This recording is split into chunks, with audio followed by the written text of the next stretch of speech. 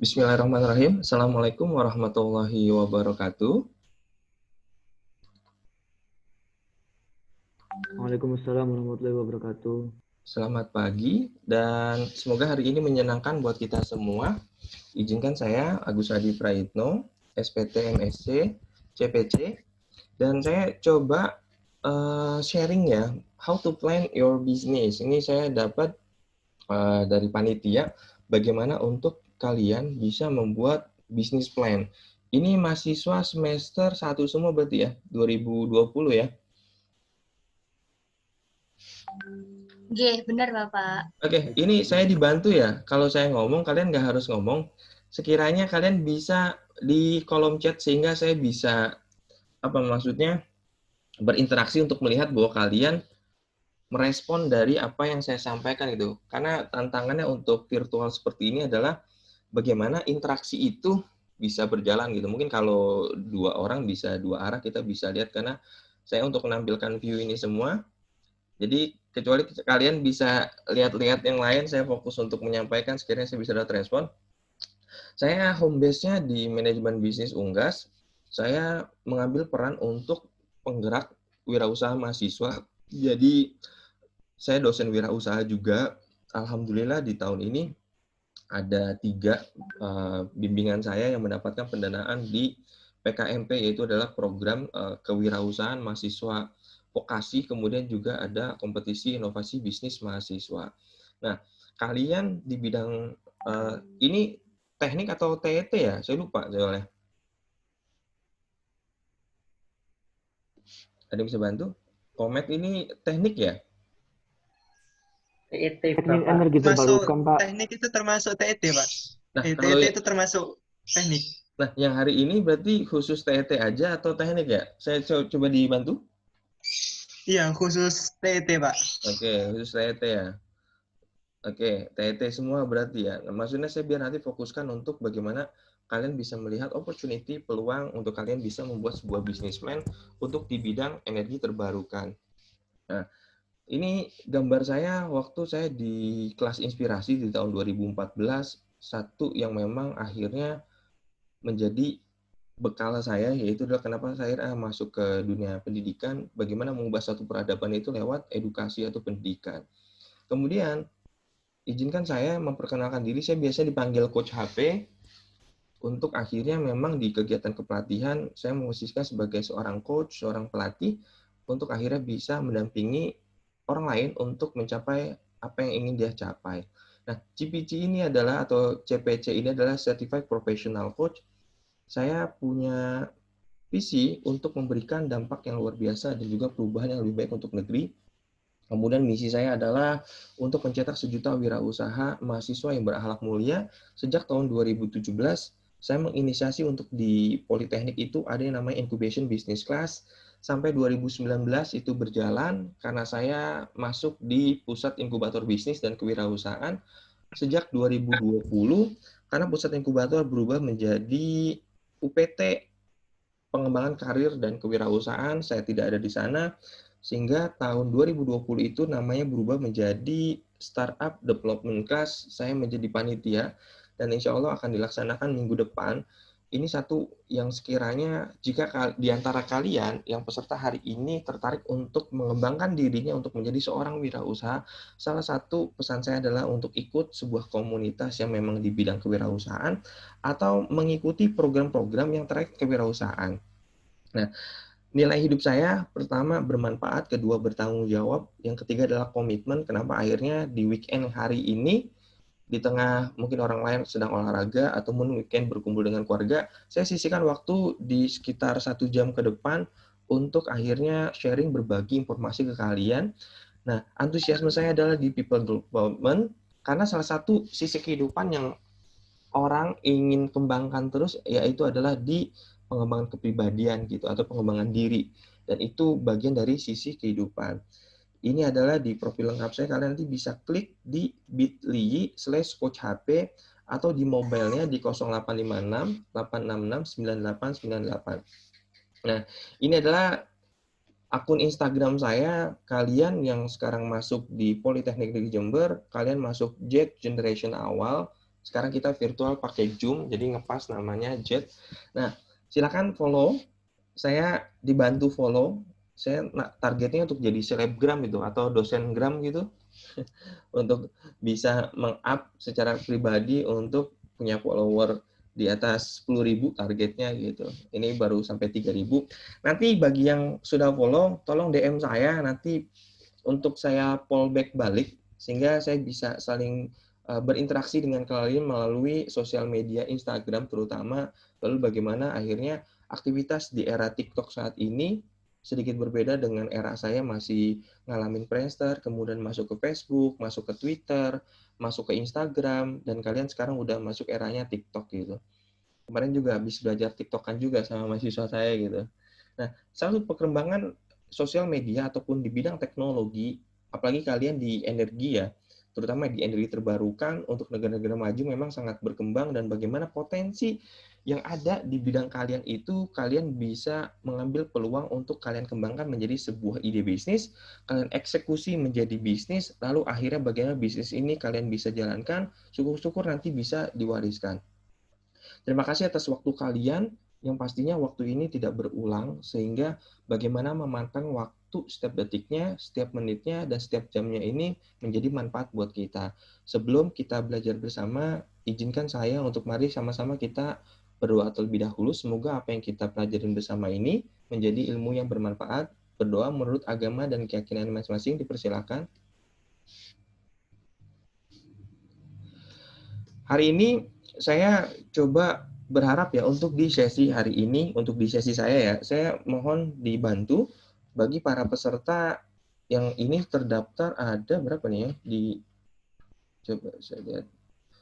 Di sini ada 123. Selain panitia, sekiranya bisa terutama untuk di sesi saya ya, apa sih tujuan Anda untuk mengikuti acara hari ini? Silakan. Untuk di bagian di business plan, harapan kalian tuh apa gitu? Untuk akhirnya setelah kegiatan ini kalian ingin mendapatkan apa? Gitu. Sekiranya bisa di kolom chat dibantu. Untuk sekiranya kalian ingin mendapatkan apa sih untuk di sesi saya kali ini? Terutama untuk yang angkatan 2020 ya. Kalau 2009 panitia berarti masuknya ya. Bisa dibantu? Sekiranya ingin dapat apa untuk di sesi business plan?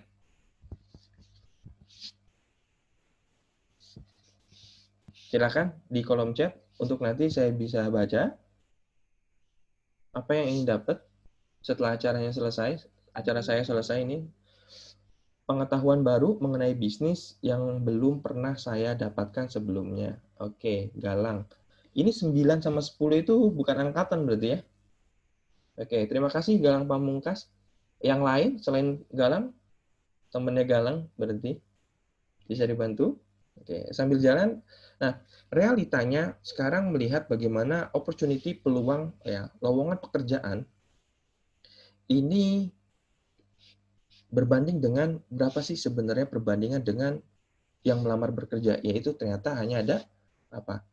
Ada 1 berbanding 4 gitu. Bayangkan mungkin sekarang dengan adanya pandemi bisa jadi menjadi lebih besar lagi, apakah mungkin 5 gitu. Karena perusahaan banyak yang akhirnya kolaps gitu kan, baik yang memang plat merah maupun yang swasta gitu. Untuk mendapatkan ilmu bagaimana berbisnis yang baik. Nah, sehingga ketika kalian sekarang masuk ke dunia pendidikan dengan harapan untuk di bidang politeknik itu kalian bisa menjadi seorang profesional dengan kompetensi kalian, itu pun tidak memberikan solusi untuk akhirnya kalian pasti diterima kerja gitu. Karena dari universitas memang dengan adanya vokasi lebih ke arah keahlian, itu pun tidak memberikan satu garansi bahwa kalian nanti pasca lulus langsung bisa diterima bekerja gitu. Sehingga dengan program Kampus Merdeka Merdeka Belajar, Mas Menteri memberikan kesempatan untuk kalian melakukan sebuah aktivitas kegiatan yang sekiranya bisa mengembangkan diri kalian, yang salah satunya adalah kegiatan aktivitas bikin proyek kewirausahaan. Dan itu kalian diberikan kesempatan kalau nggak salah 20 SKS atau 40 ya maksimal. Kalau nggak salah 20 SKS untuk kalian bisa mengambil kesempatan itu untuk melakukan sebuah proyek gitu, kurang lebih di 1 semester. Mendapatkan wawasan seputar bisnis dan juga planning ke depan untuk merencanakan suatu bisnis dengan baik sehingga bisa berhasil di masa depan. Terima kasih. Adel, Ya Jungka, kemudian ini ada Ahmad Fahmi, Maulana, menambah wawasan, motivasi, dan juga tujuan mengikuti bisnis adalah ingin menambah ilmu, lalu mempunyai rencana yang sedang merintis. Oke. Nah, kemudian saya coba menanyakan di sini ada beberapa untuk akhirnya lebih banyak untuk menambah ilmu dan juga wawasan, lalu bagaimana bisa melihat peluang dan juga mendapatkan pengalaman. Kalau kalian mendengar kata wirausaha, oke, ya, kalau mendengar kata wirausaha, apa sih yang terlintas di pikiran kalian ataupun di perasaan kalian? Apa yang muncul kalau mendengar kata wirausaha? Coba boleh sharing di kolom chat bisa? Oke, kalau kata wirausaha apa yang muncul di kalian? Kalau mendengar kata wirausaha, menambah wawasan dan juga mengatur plan. Oke, Balkis, terima kasih. Kemudian Sarif juga. Pekerjaan, oke, tahu tanpa terikat pada orang lain. Oke, Galang, terima kasih. Kemudian yang lain, wirausaha apa yang terlintas di otak kalian? Nah, sambil kalian mengetikkan, kemudian hal terlihat mudah, simple, tapi menjalankan perlu ketekunan. Oke, good. Terima kasih ya, Adel. Nah, kata wirausaha sendiri, bagaimana makna di setiap orang itu berbeda. Sehingga menjadi penting untuk kalian memahami setiap meaning, ya, kata per kata untuk menjadi akhirnya apa sih alasan kalian melakukan sesuatu. Kenapa ya? Ada sebagian orang itu tidak berwirausaha. Misalnya ada yang memaknai wirausaha itu rugi gitu. Wirausaha itu sulit. Wirausaha itu pertengkaran gitu. Karena ada yang berwirausaha akhirnya bertengkar gitu. Dari bersahabat akhirnya mereka malah pecah gitu. Karena ujung-ujungnya karena mulai di kegiatan wirausaha. Nah, hal ini yang bisa menjadi sebagian orang akhirnya kenapa tidak berwirausaha. Lalu ada juga wirausaha itu keterdesakan misalnya. Karena terpaksa akhirnya dia wirausaha gitu. Nah, saya memaknai wirausaha itu satu kata yaitu adalah impact atau manfaat. Bagaimana akhirnya dengan kegiatan wirausaha ini sebagai manusia itu bisa memberikan manfaat. Apakah untuk dirinya, untuk keluarganya, atau untuk masyarakat luas, untuk umat, karena dengan salah satu kegiatan yang kita bisa lakukan dengan kegiatan wirausaha, insya Allah ini bisa diwariskan. Contohnya bagaimana akhirnya usaha yang sudah dijalankan ratusan tahun itu sampai hari ini bisa terus berjalan. Karena apa? Karena usaha itu bisa diwariskan. Berbeda dengan pekerjaan, misal orang tuanya pejabat ya, pegawai negeri di satu BUMN misalnya ataupun di satu tempat ya. Lalu ketika dia sudah pensiun dia tidak bisa mewariskan ke anaknya gitu. Nah, beda dengan wirausaha. Kewirausahaan ini ketika kalian membangun suatu bisnis, usaha, apakah itu nanti diwariskan ke kerabat kalian yang masih ada hubungan keluarga atau ke orang lain yang kalian percayakan, kemudian itu masih terus mengalir kebaikannya untuk kalian. Jadi selain memang nilai dunia, kalian mendapatkan kebaikan untuk akhirat sendiri gitu.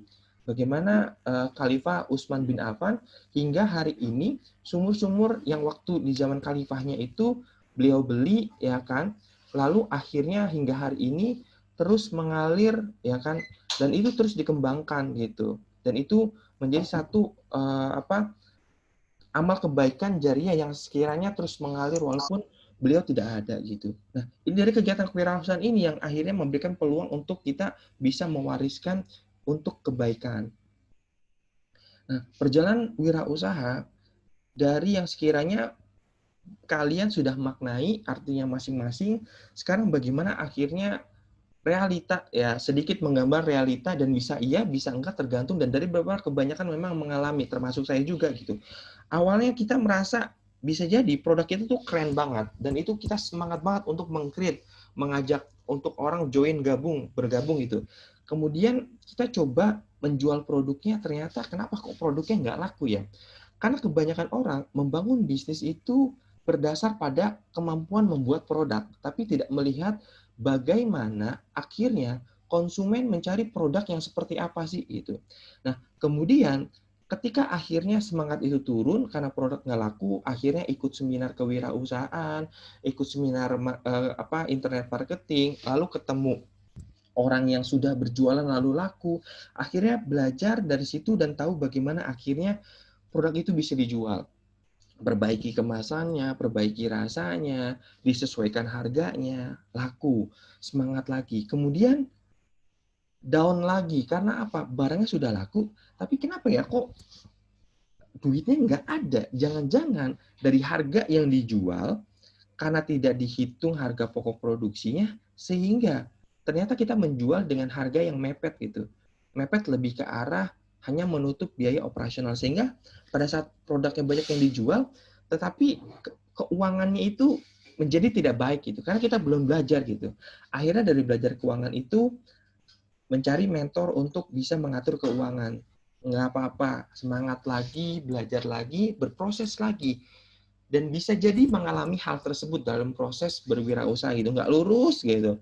Jadi ada sedikit down-nya, lalu up lagi, down lagi, dan itu menjadi hal yang wajar.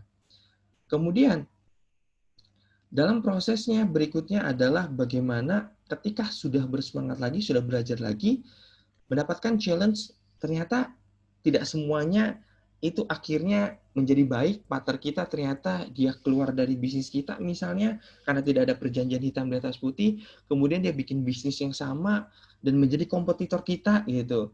Lalu akhirnya ada karyawan, mungkin bisa jadi karena ketidakseriusan kita untuk menangani laporan keuangan, sehingga karyawan itu, ini ada yang raise hand, Ahmad Aminuddin, ini kepencet atau gimana? Mohon maaf, Pak. Kepencet, Pak. Oke, pikir saya mau tanya, ternyata kepencet gitu. Curiganya gitu. Nah, kemudian akhirnya dari situ kita down lagi gitu, merasa sudahlah kayak bisnisnya nggak usah nih dilanjutin lagi gitu. Mungkin ada orang-orang yang seperti itu mengalami gitu. Kemudian, nah berikutnya adalah bagaimana akhirnya kita selalu berprasangka baik bahwa tidak ada yang namanya kegagalan, yang adalah proses belajar. Nah, proses pembelajaran ini yang harus kita maknai bahwa di setiap prosesnya ini semuanya adalah pembelajaran.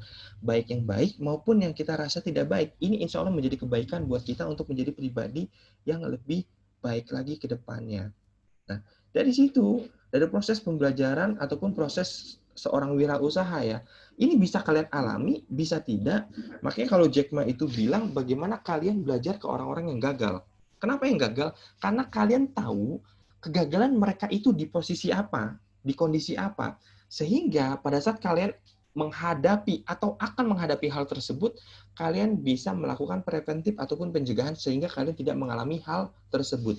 Sudah tahu nih, produk inovatif belum tentu disukai ataupun diminati oleh konsumen. Sehingga apa yang harus kalian lakukan? Kalian perlu melakukan validasi ke konsumen, bagaimana akhirnya keinginan konsumen dari prototipe produk yang kalian lakukan ataupun kalian buat. Sehingga kalian mendapatkan validasi di sana. Kemudian dari kegiatan, saya melakukan kegiatan aktivitas kewirausahaan ya, namanya Planner Academy. Ini sedang dibangun websitenya, nanti insya Allah mohon doanya juga untuk learning management business sistemnya, ya learning management sistemnya untuk pembelajaran daringnya ini bisa segera realisasi. Ini sedang dibangun oleh adik-adik mahasiswa dari TI ya, terutama di TIP, di teknologi informasi. Saya di Planner Academy harapan adalah bisa mencapai untuk misi pribadi saya, yaitu mencetak 1 juta wirausaha mahasiswa. Target untuk di Planner Academy ini sebagai platform edukasi, ya kan, ekosistem dan juga komunitas buat orang-orang yang mau memulai dan juga mengembangkan usahanya dengan memberdayakan potensi yang dimilikinya untuk usahanya itu bisa direalisasikan dan juga bisa diwariskan. Nah, dari kegiatan kewirausahaan ternyata banyak yang masih mengalami pertama ya, untuk memasarkan produk yang efektif. Dengan era Jet Generation saat ini, dengan sosial media yang terus berkembang, apakah itu YouTube channel, setiap orang sekarang udah punya YouTube sendiri, kolom untuk menyebarkan video aktivitas pribadinya ataupun hal-hal yang lain. Kemudian, tidak semua orang ternyata mampu memberdayakan sosial media yang mereka biasa kunjungi ataupun mereka posting gitu. Nah, ini perlu apa? Karena tidak tahu cara, berarti cari tahu caranya dengan apa? Dengan ikut training bisa, dengan ikut seminar bisa, atau belajar langsung ke orang yang sudah mengembangkan ataupun menjalankan pemasaran yang lebih efektif. Kemudian tidak tahu cara bagaimana mengembangkan bisnis, terutama buat orang-orang yang sudah membangun bisnis, memulai, merasa tidak mudah untuk mengembangkan bisnisnya. Karena apa? Bisa jadi karena tidak memiliki mentor ataupun tidak memiliki seorang coach atau memiliki keterbatasan untuk pengetahuannya. Sehingga perlu apa? Kenapa akhirnya buat kalian yang nanti terjun ke dunia bisnis, pengembangan diri itu menjadi penting. Terus belajar dan itu menjadi penting. Kenapa? Kesuksesan di masa lalu itu tidak menjamin kesuksesan kalian di masa yang akan datang. Kemudian bagaimana manajemen keuangan, tadi salah satu tantangannya adalah bagaimana kalian mengelola keuangan untuk kalian tahu di posisi mana keuangan kalian saat ini. Jangan-jangan kalian terus menjual produk, laku tapi tidak ada uangnya gitu. Kemudian kenapa ya? Ternyata banyak juga orang-orang yang sudah memulai bisnis tapi tidak tahu cara bagaimana akhirnya kok produknya nggak laku. Bisa jadi dia tidak melakukan validasi ke konsumennya sehingga konsumen itu memang tidak butuh atau tidak ingin produknya atau tidak menyelesaikan masalah dari masalah yang dihadapi oleh konsumen.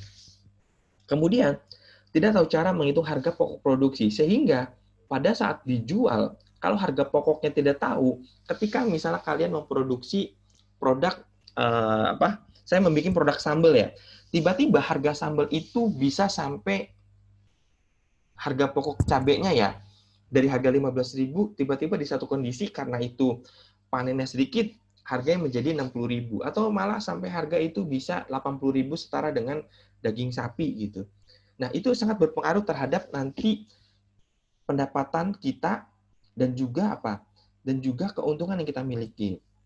Kemudian juga tidak tahu cara bagaimana melakukan inovasi bisnis, kemudian tidak tahu cara bagaimana menentukan harga jual, tahu-tahu udah jualnya sekian gitu.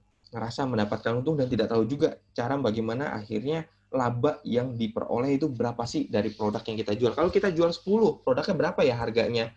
Jualnya yang baik untuk akhirnya kita tetap dapat untung sekian.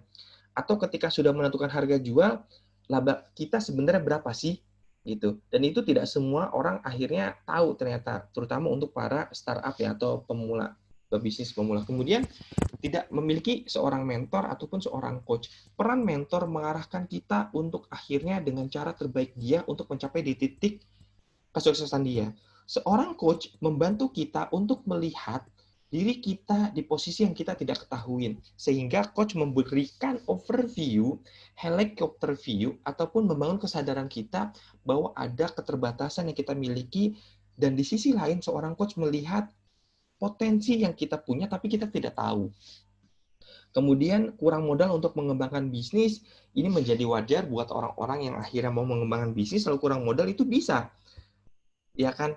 Untuk akhirnya mendapatkan permodalan. Akan tetapi bagi orang-orang yang mau memulai bisnis tapi kurang modal, ini yang menjadi pertanyaan. Bisa jadi kurang niat, kurang motivasi, dan juga kurang dorongan yang kuat untuk akhirnya memulai. Karena memulai itu bisa dengan mudah, tanpa kalian dengan modal yang besar, untuk kalian menjualkan produk orang lain dulu. Dan itu bisa menjadi pembelajaran kalian untuk membangun bisnis. Kalau kalian sudah punya kemampuan untuk menjualkan produk, lalu kalian sudah tahu konsumennya, sehingga kalian sudah bisa ternyata orang-orang ini butuh produk ini gitu. Sehingga dari situ kalian sudah bisa memiliki keberanian dengan sedikit modal yang kalian miliki, kalian bisa sudah mulai running. Dengan uang 100.000, saya waktu itu membuat project untuk membuat prototipe sambal perawan. Dan ternyata bisa ya beli sambal untuk bikin sambal beberapa botol gitu, dan akhirnya bisa untuk berwujud jadi botol sambal dalam kemasan botol, dan itu dengan modal kurang lebih 100.000 kalau nggak salah gitu, karena kita dengan modal untuk 1 kilo cabai, bawang putih, bawang merah, kemudian kita beli daging ayam untuk sebagai tambahannya gitu, dan itu saya berpartner dengan mahasiswa untuk akhirnya membuat satu project gitu. Dan juga kurang motivasi misalnya untuk mengembangkan usaha.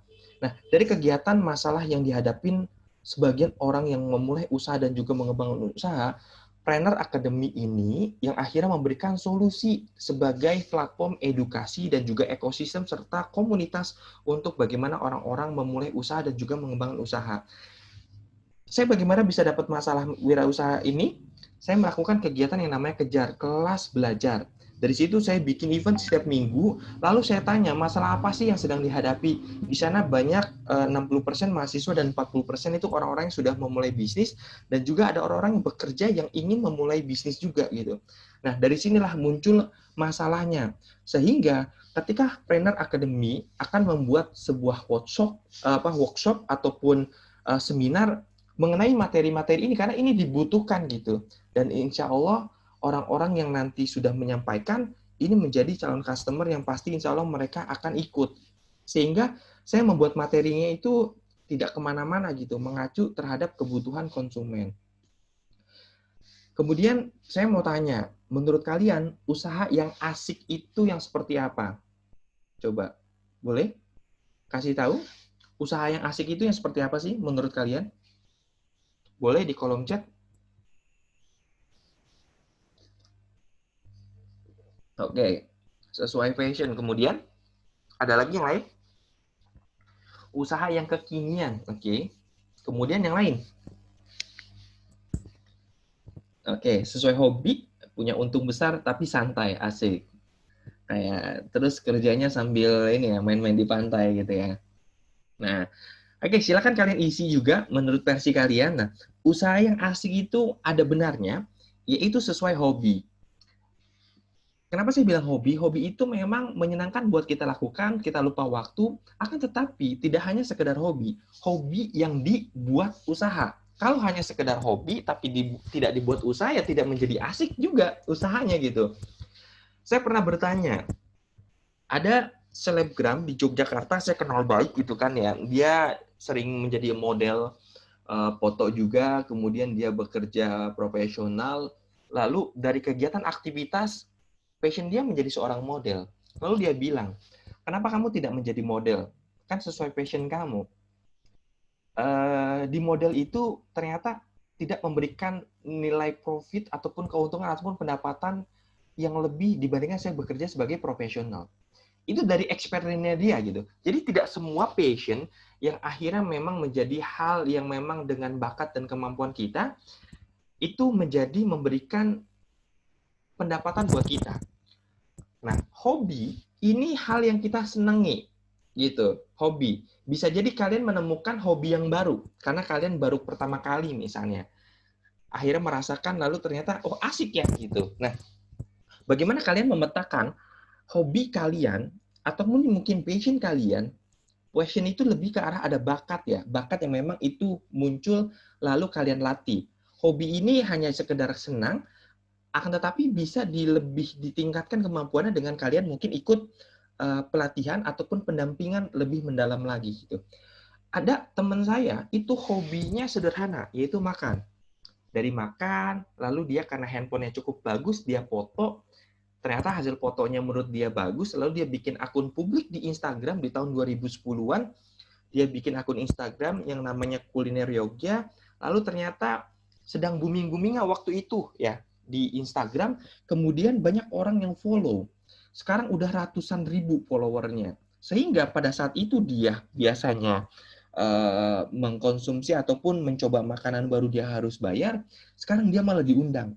Di invitation untuk mencoba makanannya, lalu dia posting, kemudian akhirnya dibayar. Nah itu akhirnya sekarang jadi usaha buat dia, ya kan sebagai untuk apa? Foodgram. Lalu dia kembangkan lewat channel YouTube. Dia bikin sekarang video untuk dokumentasi review produk. Kemudian dia bikin jasa ya untuk akhirnya kalau nggak salah tuh bikin clothing juga gitu. Dan itu akhirnya dia startup bisnis dari mulai Instagram dengan dia bikin akun publik dan itu bisa menjadi menarik untuk akhirnya mendapatkan pendapatan gitu. Nah, bagaimana kalian saat ini hobi-hobi yang kalian lakukan, misal kalian suka bikin TikTok ya. Dari TikTok ini bagaimana kalian dari awalnya hanya 1.000 follower menjadi misalnya target 1 juta follower. Nah, dari 1 juta itu kalian udah punya kolam tuh. Orang-orang ini sukanya apa ya? Karena bisa menawarkan produk-produk yang lain turunan dari TikTok-nya kalian gitu. Sehingga itu menjadi sumber pendapatan kalian yang awalnya TikTok hanya untuk menjadi pemuas, pemenuhan ya hasrat untuk orang yang ingin menonton, sekarang kalian tawarkan produk-produk yang memang berupa barang ataupun jasa. Nah, itu bisa juga. Dan tinggal kalian lihat sekarang. Misalkan punya hobi sekarang hobinya lari itu ya. Lari santai. Lalu bagaimana sih dari lari ini ada orang yang mau bayar kalian? Nah, coba kalian cari, ya kan? Peluang itu ada ataupun tidak gitu. Kalian sukanya game. Sekarang ada e-sport ya, electronic sport gitu. Dan itu pun dari awal kalian misalnya suka main Mobile Legends, lalu kalian menjadi atlet sport di sana. Lalu dari Mobile Legends ini kalian buat dokumentasi, ya kan, gaming lewat YouTube channel, dan lalu YouTube channel banyak yang subscribe, lalu banyak yang like, banyak yang share, dan itu pun bisa menjadi opportunity untuk peluang kalian menjadi seorang wirausaha dari hobi yang kalian senang lakukan. Masuk ke tahap berikutnya, yaitu saya coba sharing bagaimana akhirnya bersamaan dengan kesulitan orang lain, itu ada peluang usaha. Bagaimana coba kalian, di diri kalian mengalami kesulitan apa? Teman-teman kalian mengalami kesulitan apa? Dari situ, coba kalian lihat peluang apa yang akhirnya muncul. Ada orang-orang kesulitan untuk akhirnya, misalnya mencari makanan yang enak. Kalian membuat kanal informasi untuk website, untuk makanan-makanan yang enak. Dari situ menarik untuk orang. Atau ada orang-orang yang kesulitan untuk cara membuat makanan. Akhirnya orang-orang tersebut membuat YouTube channel untuk cara memasak yang sederhana misalnya. Kalau di bidang energi, ada sebagian saudara kita yang di daerah yang memang belum mendapatkan listrik, ataupun akses internet misalnya, ataupun dia mengalami kesulitan untuk bahan bakar, kalian bisa membuat satu solusi untuk akhirnya membuat ide bisnis untuk akhirnya bagaimana ya untuk mereka bisa memanfaatkan energi air untuk menjadi listrik. Nah, teknologinya kalian punya, lalu bagaimana itu dibuat lebih sederhana, lalu dibuat lebih murah lagi, gitu. Dan itu bisa menjadi peluang usaha kalian. Nah, kemudian untuk membuat model inovasi dari bisnis yang bisa dilakukan pertama mulai dari kata concern. Concern kalian itu kemana sih? Maksudnya concern di sini adalah masalah apa yang ada di orang lain ataupun di satu komunitas itu kalian coba identifikasi. Masalahnya apa aja sih gitu. Nah, dari situ coba kalian identifikasi, kemudian dari masalah-masalah itu ya kan kalian coba cari kontennya atau yang dimaksud idenya kalian untuk menyelesaikan masalah itu apa. Kalau orang kesulitan mendapatkan energi untuk bahan bakar apa yang bisa dilakukan? Ternyata alternatifnya bahan bakar itu selain memang dari bahan bakar minyak, lalu dari bahan bakar briket, kemudian dari bahan bakar apa lagi ya? Spiritus, lalu dari bahan bakar apa lagi ya? Listrik, lalu dari bahan bakar apa lagi ya? Nah, itu yang coba diidentifikasi ide-idenya. Kemudian dari situ kalian buat konsepnya, prototipenya, model produknya, gambaran sketnya. Nah, dari situ lakukanlah kolaborasi di luar bidang kalian. Apakah itu di bidang misalnya psikologi, ataupun sosial, ataupun di bidang ekonomi, atau mungkin di bidang teknologi informasi. Dari produk yang kalian buat ini, kalian tambahkan sentuhan misalnya IoT ya, Internet of Things, ataupun Artificial Intelligence, AI misalnya, atau banyak hal yang kalian bisa kolaborasikan. Kemudian dari situ kalian coba melakukan co-creation. Bagaimana kalian bersama calon konsumen kalian berinovasi bersama, kalian sebagai produsen, lalu konsumen ikut terlibat dalam membuat permodelan ataupun menyelesaikan masalah yang sedang mereka hadapi. Dari model inovasi bisnis ini, kalian bisa identifikasi dan lakukan bertahap dari 5C, yaitu concern, content, concept, collaboration, dan juga co-creation.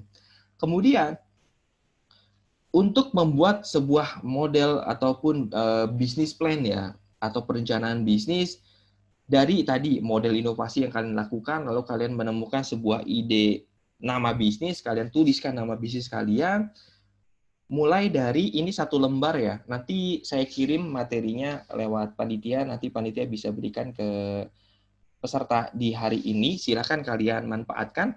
Nah, pertama, masalah apa sih yang ingin kalian selesaikan? Nah, silakan kalian tulis, ya kan? Masalah apa nih, terutama di bidang energi misalnya. Energi salah satu masuk ke SDGs, ya kan? Sustainable Development Goals, yang sekarang udah masuk ke MDGs ya, kalau nggak salah ya. Dan di sini salah satunya di kampus Universitas Jember itu menjadi satu mitra ya untuk SDGs. Ada tentang selain energi, pangan juga, kemudian juga pendapatan perekonomian, lalu perempuan, bagaimana kalian bisa memberdayakan perempuan untuk mengembangkan energi misalnya. Dari apa? Dari aktivitas yang dilakukan. Energi listrik misalnya itu bisa diperoleh dari aktivitas mekanik. Ketika orang-orang sekarang senang bersepeda, bagaimana kalian bisa membuat perubahan dari energi gerak menjadi energi listrik? Nah, itu sudah dilakukan oleh Gubernur Ridwan Kamil di daerah Bandung ya.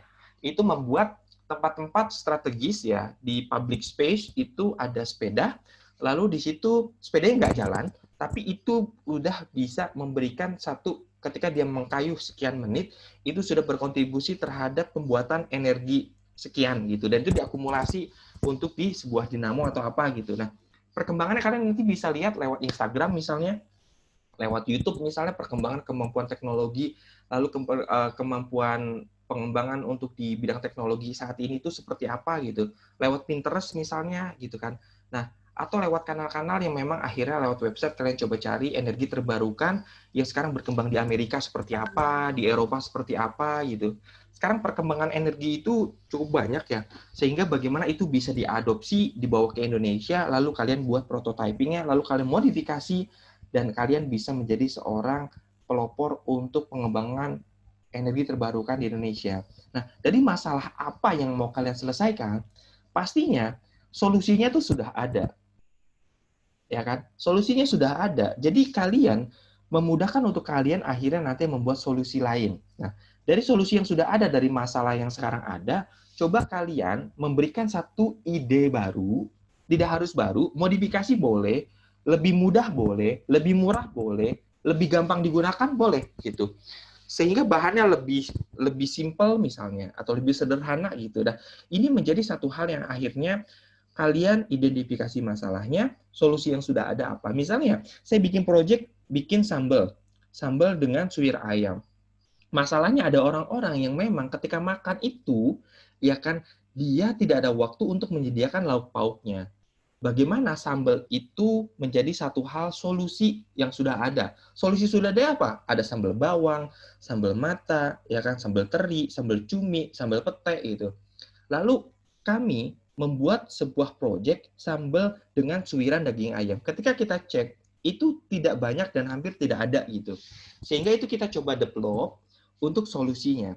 Keunggulannya adalah selain memang itu bisa memberikan testi, ya kan, penyemangat ataupun rangsangan untuk nafsu makan, itu juga memberikan kontribusi sumber protein dari protein daging ayamnya. Dari keunggulan itu, kompetitor kita itu ada Bu Rudi misalnya, yang terkenal di Surabaya.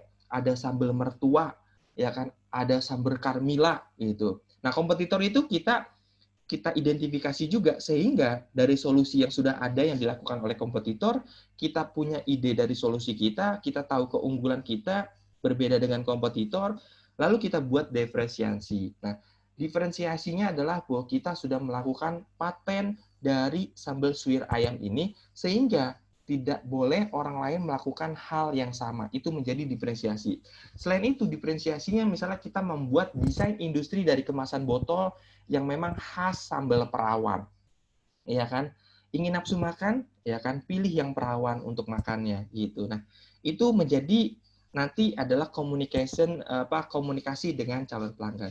Dari situ, segmentasi umumnya untuk produk sambal perawan misalnya, ini saya contohkan, segmentasi pelanggannya adalah orang-orang yang memang dia bekerja kebanyakan, lalu di usia sekitar 21 sampai usia 44, kemudian dia di kelas penghasilannya itu menengah bawah, saya tidak ke atas, ke up gitu. Lalu spesifik untuk ya pelanggan idealnya adalah dari segmentasi tadi, pelanggan ideal maksudnya ini ya, itu adalah orang-orang yang memang bekerja, dia tidak ada waktu untuk menyediakan masakan, ya kan? Kemudian dia ternyata punya kebiasaan ataupun mereka memang orang-orang yang suka makan sambal. Itu adalah pelanggan ideal untuk di Sambal Perawan. Nah, cara distribusinya dengan sekarang di Jember saya mau mengakses orang yang di Aceh, orang yang di Papua, orang di Sulawesi. Distribusinya saya lewat media online. Saya pakai marketplace, ya. Kemudian saya bikin website yang itu orang bisa beli lewat website.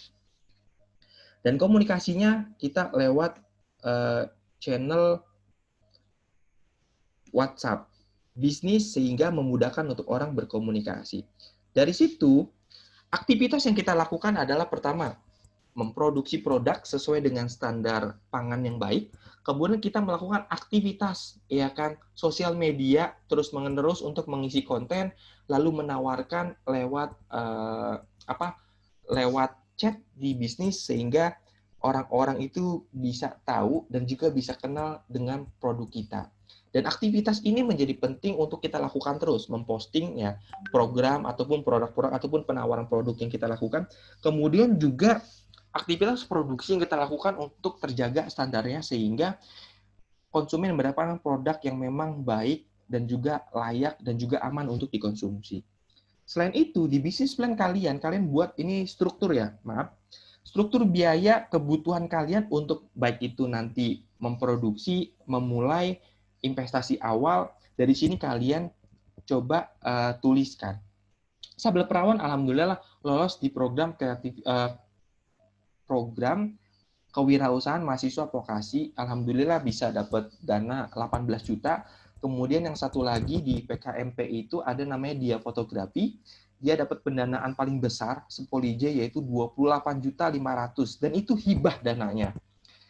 Kemudian ada juga yang lolos KIBM, jadi kompetisi inovasi bisnis mahasiswa itu dapat dana 15 juta bikin sego sambal ya. Kemudian dari struktur biaya kalian coba identifikasi sumber pendapatan kalian dari mana?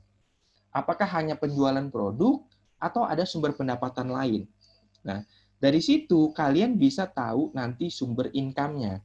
Selain jual produk, misalnya ada jual bahan tambahan lain, misalnya kita jual juga bahan-bahan untuk membuat sambal untuk orang lain yang mau produksi sambal, atau kita jual alat-alat yang memudahkan untuk memproduksi sambal, misalnya gitu.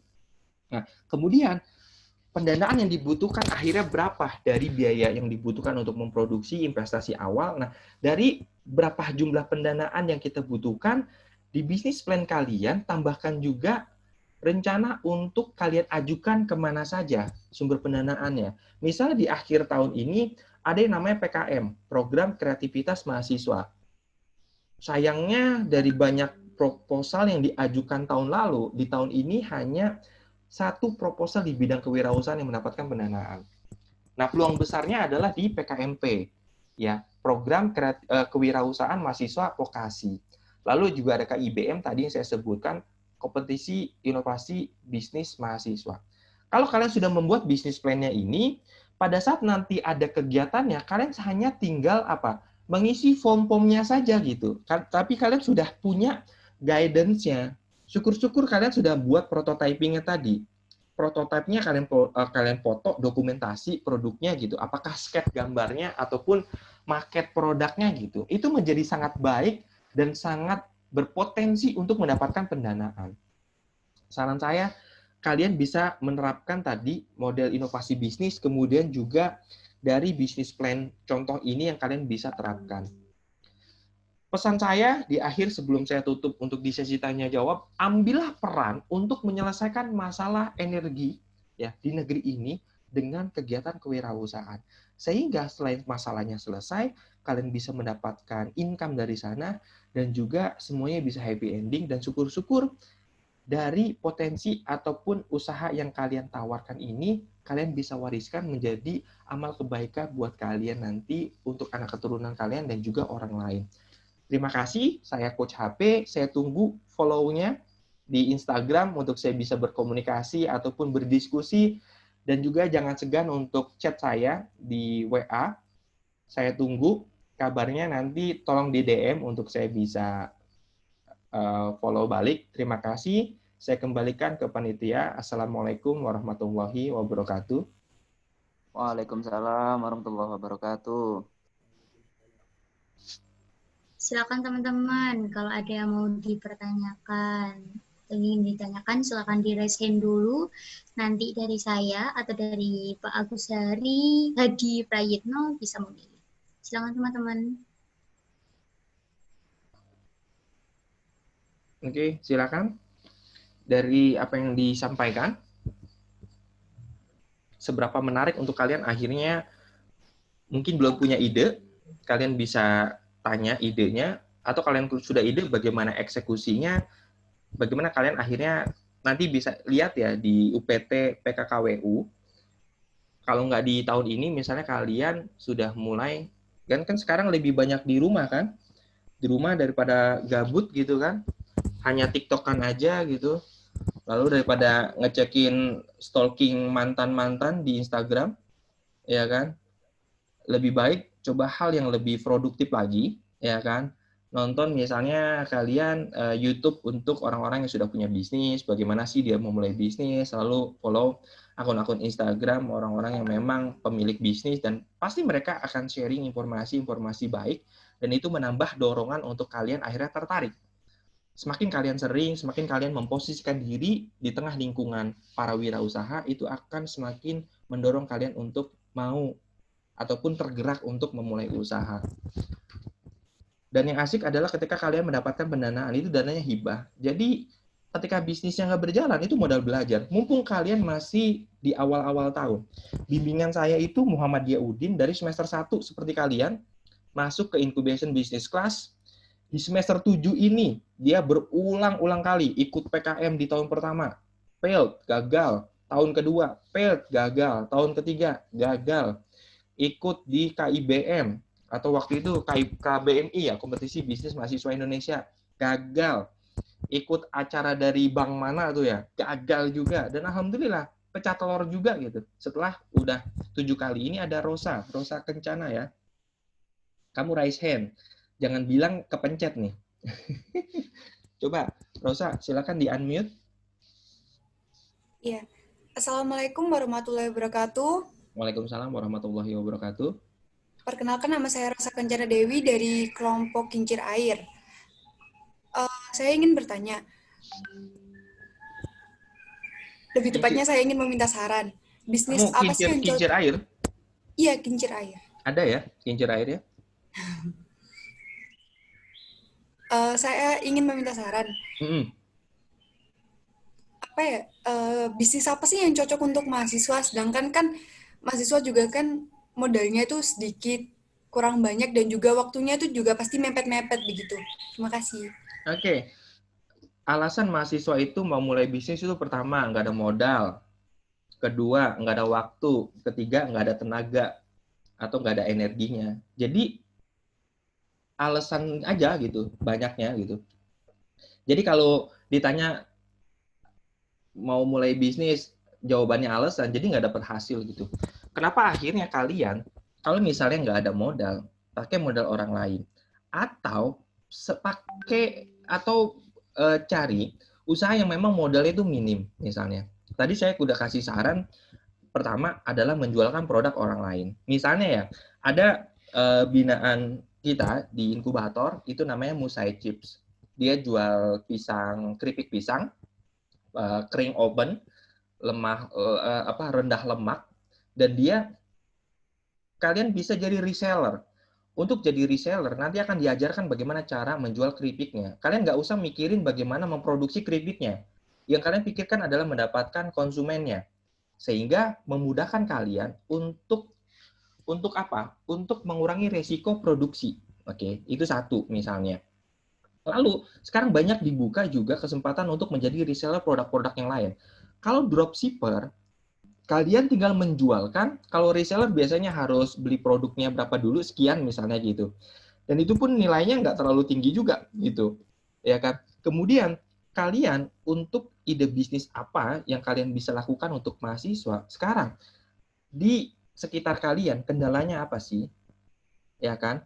Masalahnya apa sih? Coba diidentifikasi dari masing-masing orang ya. Kalau di inventaris masalah yang muncul itu apa? Misalnya, oh nggak ada pendapatan nih, berarti dikasih nih, oke aku ada produk nih, kalian mau nggak menjualkan produk? Ya kan, nggak mau, nggak bisa cara jualnya. Jadi belajar cara jualnya.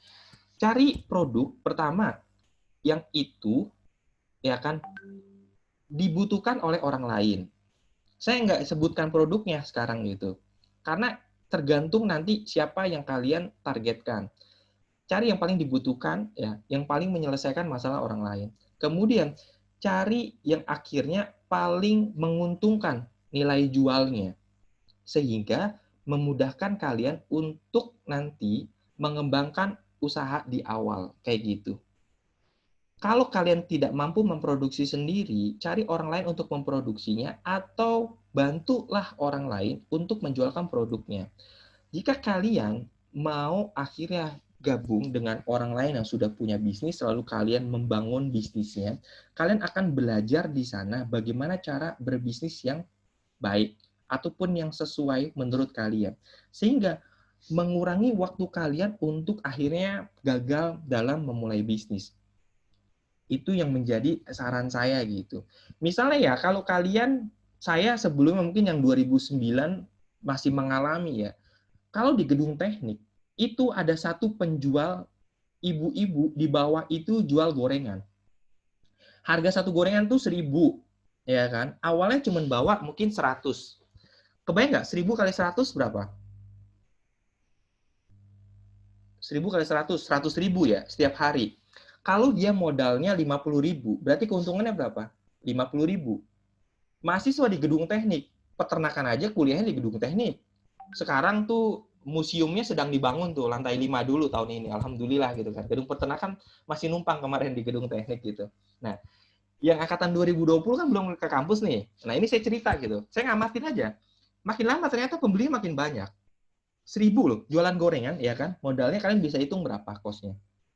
Kalau keuntungannya 50.000, lalu dijual selama, anggap aja efektif itu 25 hari ya, atau 20 hari. Berarti dapat 1 juta gitu. Sudah dapat 1 juta uang cash. Waktu saya membuat project incubation business project, bagaimana akhirnya saya membuat satu role game itu dari mereka yang tidak punya modal, akhirnya mereka bisa punya modal lalu membangun bisnis. Dan syukur alhamdulillah yang mengikuti project waktu itu dari 22 orang bisa meng-create uang pendapatan ya, penjualan itu sekitar 25 juta, dan di akhir sesi setelah 12 sesi pertemuan itu bisa dapat uang tunai itu 12 juta. Nah, gimana caranya? Caranya sederhana. Bagaimana kalian dengan kemampuan kalian saat ini, ada tenaga, ya kan?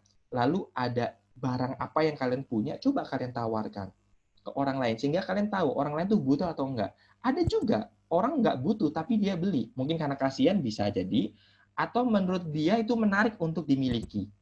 Contoh misalnya ya, di beberapa waktu yang lalu ada disc joki, kalian udah dewasa semua, jual celana dalamnya yang belum dicuci, ternyata ada orang mau beli dengan harga 50 juta.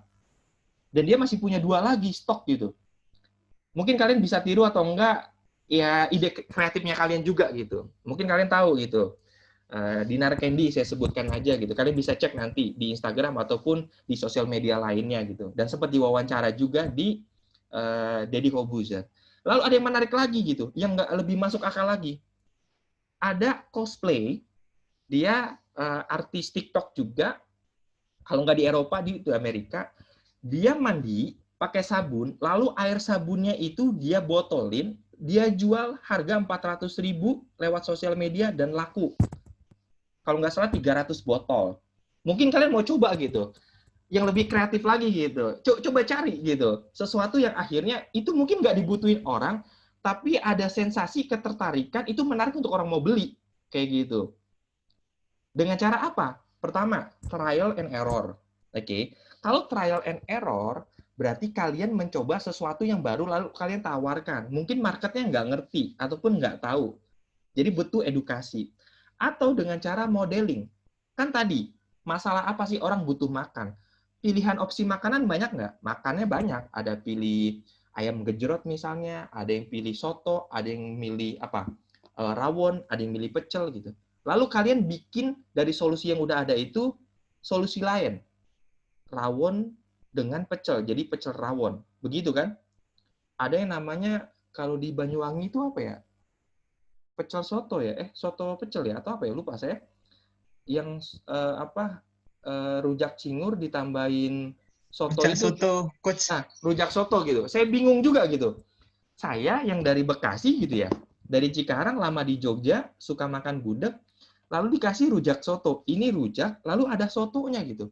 Mungkin kalian bikin rujak rawon gitu. Oh, inovasi banget nih gitu.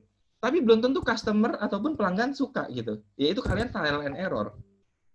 Kalau misalnya kalian mau mudah, apa yang orang sudah jual, kalian jual aja produk yang sama, mungkin dengan cara jual yang beda, lebih ramah, lebih mudah, lebih cepat prosesnya, atau mungkin lebih murah, itu bisa menarik untuk orang mau beli. Silakan nanti kalian coba lihat. Ibu kalian sukanya beli apa sih gitu.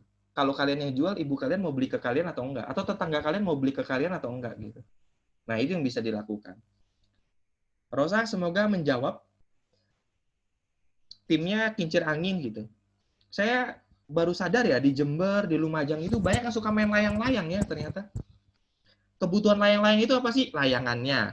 Lalu apa? Kenurnya, talinya itu ya. Mungkin kalian bikin satu hal yang lain gitu. Layang-layang bentuknya biasanya itu kan segi 4 ya. Mungkin segi 5, segi 6, atau bulat mungkin. Sehingga terbangnya lebih keren gitu. Atau berbuntut mungkin. Nah, satu hal itu yang bisa dilakukan gitu. Dari layang-layang itu gimana ya bisa menjadi energi. Ada salah satu kalau nggak salah teorinya Tesla ya. Dari layang-layang itu ketika hujan itu diterbangkan. Sehingga ketika tersambar petir itu bisa menghasilkan energi listrik lalu ditampung energinya gitu. Nah, itu bisa dilakukan misalnya. Lalu ada sebagian, kalau nggak salah di Jepang, itu energi untuk bahan bakar. Dari mana? Kalau kita kan pakai kotoran hewan ya, alumni kalian tuh ada. Dia bikin namanya Jember Futura Energi. Bagaimana itu dia dari kotoran hewan gitu. Saya di bidang peternakan itu dari kotoran hewan itu untuk diubah jadi biogas, biogas jadi energi bahan bakar. Di Jepang, kalau nggak salah, atau mungkin di daerah mana ya, itu mengembangkan dari mana? Kotoran manusia, kan maksudnya septic tank. Itu sama juga sama kotoran hewan, itu bisa membuat biogas. Kenapa akhirnya ada di satu tempat itu, biogasnya itu kalau penuh, lalu tersumbat, dia itu kalau terbakar sedikit aja itu bisa meledak gitu. Nah, bagaimana akhirnya memanfaatkan kotoran rumah tangga, ya kan, termasuk urinnya itu bisa menjadi perubahan energi listrik. Ya kan? Bagaimana gitu? Karena akhirnya menjadi gas gitu. Nah, gasnya itu ditampung lalu akhirnya dikonversi sehingga bisa. Dan banyak ide-ide segar pikir saya dengan kalian dengan apa? Banyak baca tadi, nambah akunnya itu yang sekiranya mendorong kalian untuk menjadi seorang yang kreatif. Terima kasih. Semoga menjawab. Tadi ada yang raise hand, terus ini turun lagi nih.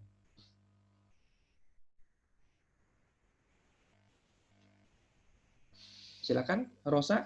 Tanggapannya mungkin bisa lewat kolom chat. Yang lain? Permisi Pak Agus, mungkin selanjutnya bisa dari Ahmad Fahmi Maulana, dari tadi udah raise hand. Mana? Ahmad Fahmi Maulana, di manakah dirimu? Permisi Pak, Assalamualaikum warahmatullahi wabarakatuh. Waalaikumsalam warahmatullahi wabarakatuh. Ahmad Fahmi Maulana Febriansyah dari kelompok Arus Laut. Oh, Arus Laut. Kamu asal dari mana? Dari Ahmad? Nganjuk Pak, Jawa Timur. Nganjuk itu kota angin, ya kan? Iya, kota angin Pak. Nah, saya ke sana itu beberapa kali ya, kemarin hampir 2 semester ya saya. Saya ke Akademi Komunitas dekat Hotel Nirwana saya, kalau kamu tahu. Oh, di Nganjuk kota Pak ya, alun-alun. Ya, oke. Nah, kamu bikin kincir bisa tuh di Nganjuk tuh. Iya Pak, Ya kan? nanti Pak.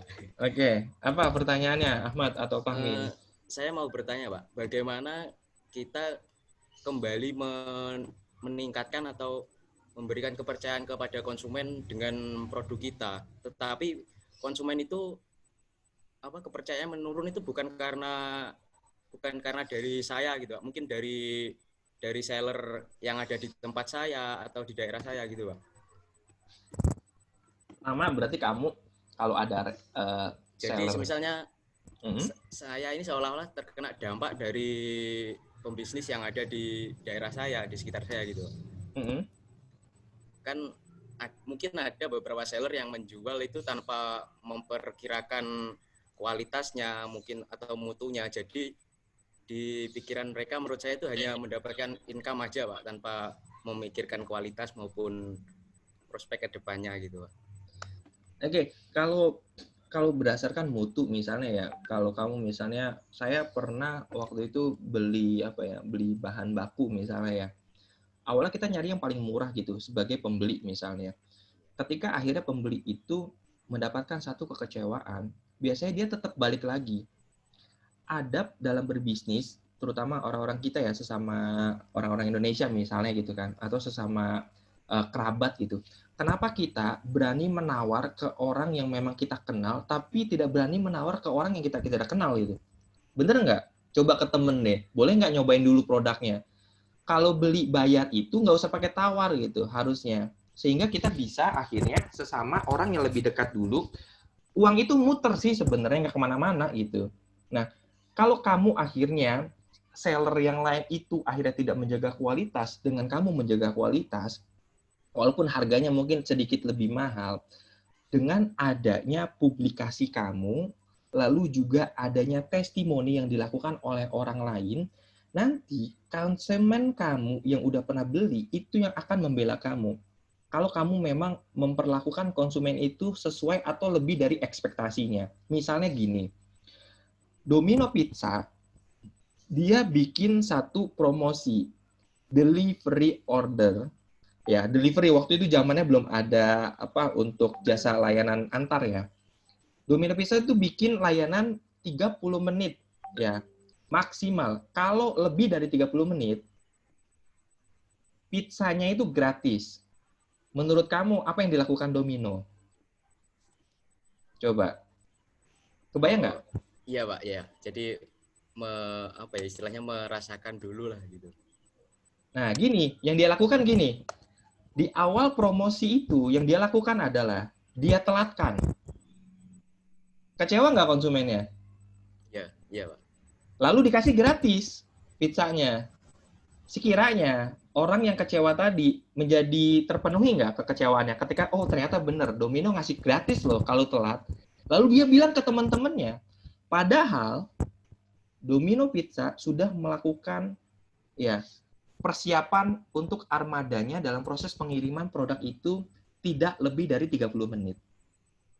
Sehingga viral dong, aku kemarin beli Domino, ternyata dia lewat dan bener dikasih. Coba gitu. Iseng, ternyata dia enggak. Dia udah seakan lari-lari, padahal dia udah standby gitu, nungguin gitu. Nah, itu dilakukan. Berilah ekspektasi lebih kepada konsumen, sehingga konsumen itu akhirnya mendapatkan kepuasan di luar ekspektasinya. Jangan berikan janji yang berlebih ketika kamu tidak mampu. Misalnya begini, kamu bikin sebuah jasa ya, layanan misalnya, baju jahit ya. Pak, berapa lama nih jadinya? 1 minggu. Oke. Itu normal. Maksudnya. Lalu ketika akhirnya, aduh Pak ini butuh banget nih, saya usahakan ya 5 hari. Oke. Ternyata di 3 hari itu udah selesai. Lalu karena bapaknya tahu alamatnya, diantarkan ke rumahnya. Sekiranya konsumen itu akan puas atau tidak? Di luar ekspektasinya dia. Nambah cepat 2 hari itu menjadi baik, udah lagi dipercepat lagi 3 hari dan diantar. Dan tanpa biaya antar gitu. Nah, hal itu layanan ya, selain produk, layanan pun harus dilakukan. Misalnya ya, kalau kamu ya, saya pernah ya, makan di Jogja, ngantri, lama banget. 2 jam sampai ketiduran saya. Makanannya enak gitu.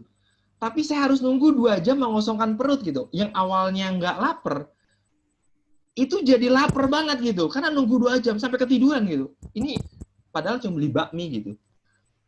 Ya kalau ada pilihan lain, saya beli yang lain aja gitu. Jadi nggak semua produk juga yang akhirnya harus ngantri untuk orang mau beli gitu.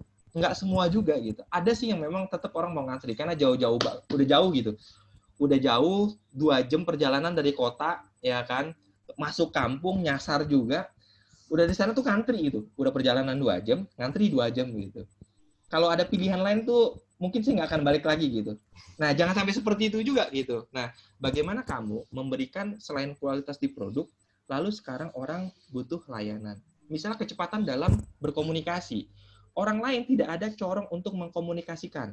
Kamu membuat misalnya WhatsApp bisnis untuk orang mau. Apakah itu komen atau itu komplain. Ketika ada orang komplain, itu menjadi baik berarti dia memberikan saran perbaikan untuk kamu. Kebayang nggak? Ada orang yang nggak suka sama kamu, tapi dia hanya gerutu di belakang, tapi kamu nggak tahu apa yang harus kamu perbaiki. Lebih menyakitkan nggak sih? Ya kan? Daripada ada orang datang ke kamu, Fahmi, kamu kok cara ngomongnya kok nggak bagus ya? Coba dong perbaiki gitu. Daripada orang membiarkan kamu dalam kesalahan kamu gitu. Nah itu nggak menjadi baik. Dalam bisnis kamu harus bisa menerima bahwa feedback is a gift. Ya, baik itu cacian, makian, ataupun testimoni, itu semua menjadi kebaikan untuk kita terus melakukan continuous improvement atau perbaikan yang terus-menerus. Baik secara pribadi maupun di bisnis ataupun dengan rekan kerja ataupun hal yang lain itu terus harus diperbaiki. Semoga menjawab, Ya. Fahmi. Kamu nganjuk potensi itu untuk banyak produk yang bisa dikembangkan itu. Iya, Pak. Soalnya kan di daerah saya kan untuk belakangan ini yang lagi rame kan tanaman itu, Pak. Tanaman apa? Tanaman dijual online. Oke, terus? Nah, terus itu ada di desa saya sendiri ada teman juga sesama seller, cuma dia itu udah agak duluan jalannya, Pak. Jadi udah agak besar. Namun belakangan ini dia itu untuk proses penjualannya itu tergolong agak asal lah, Pak. Misal yang dicantumkan di tokonya, di Shopee, di Lazada itu tertuliskan bibit anggur impor. Namun standar bibit anggur impor itu kan kalau rata-rata di seller kan 80.000 sampai 150.000 harga standarnya. Namun dia itu memberikan harga di bawah, kadang ada yang di bawah 50.000, ada yang 60.000.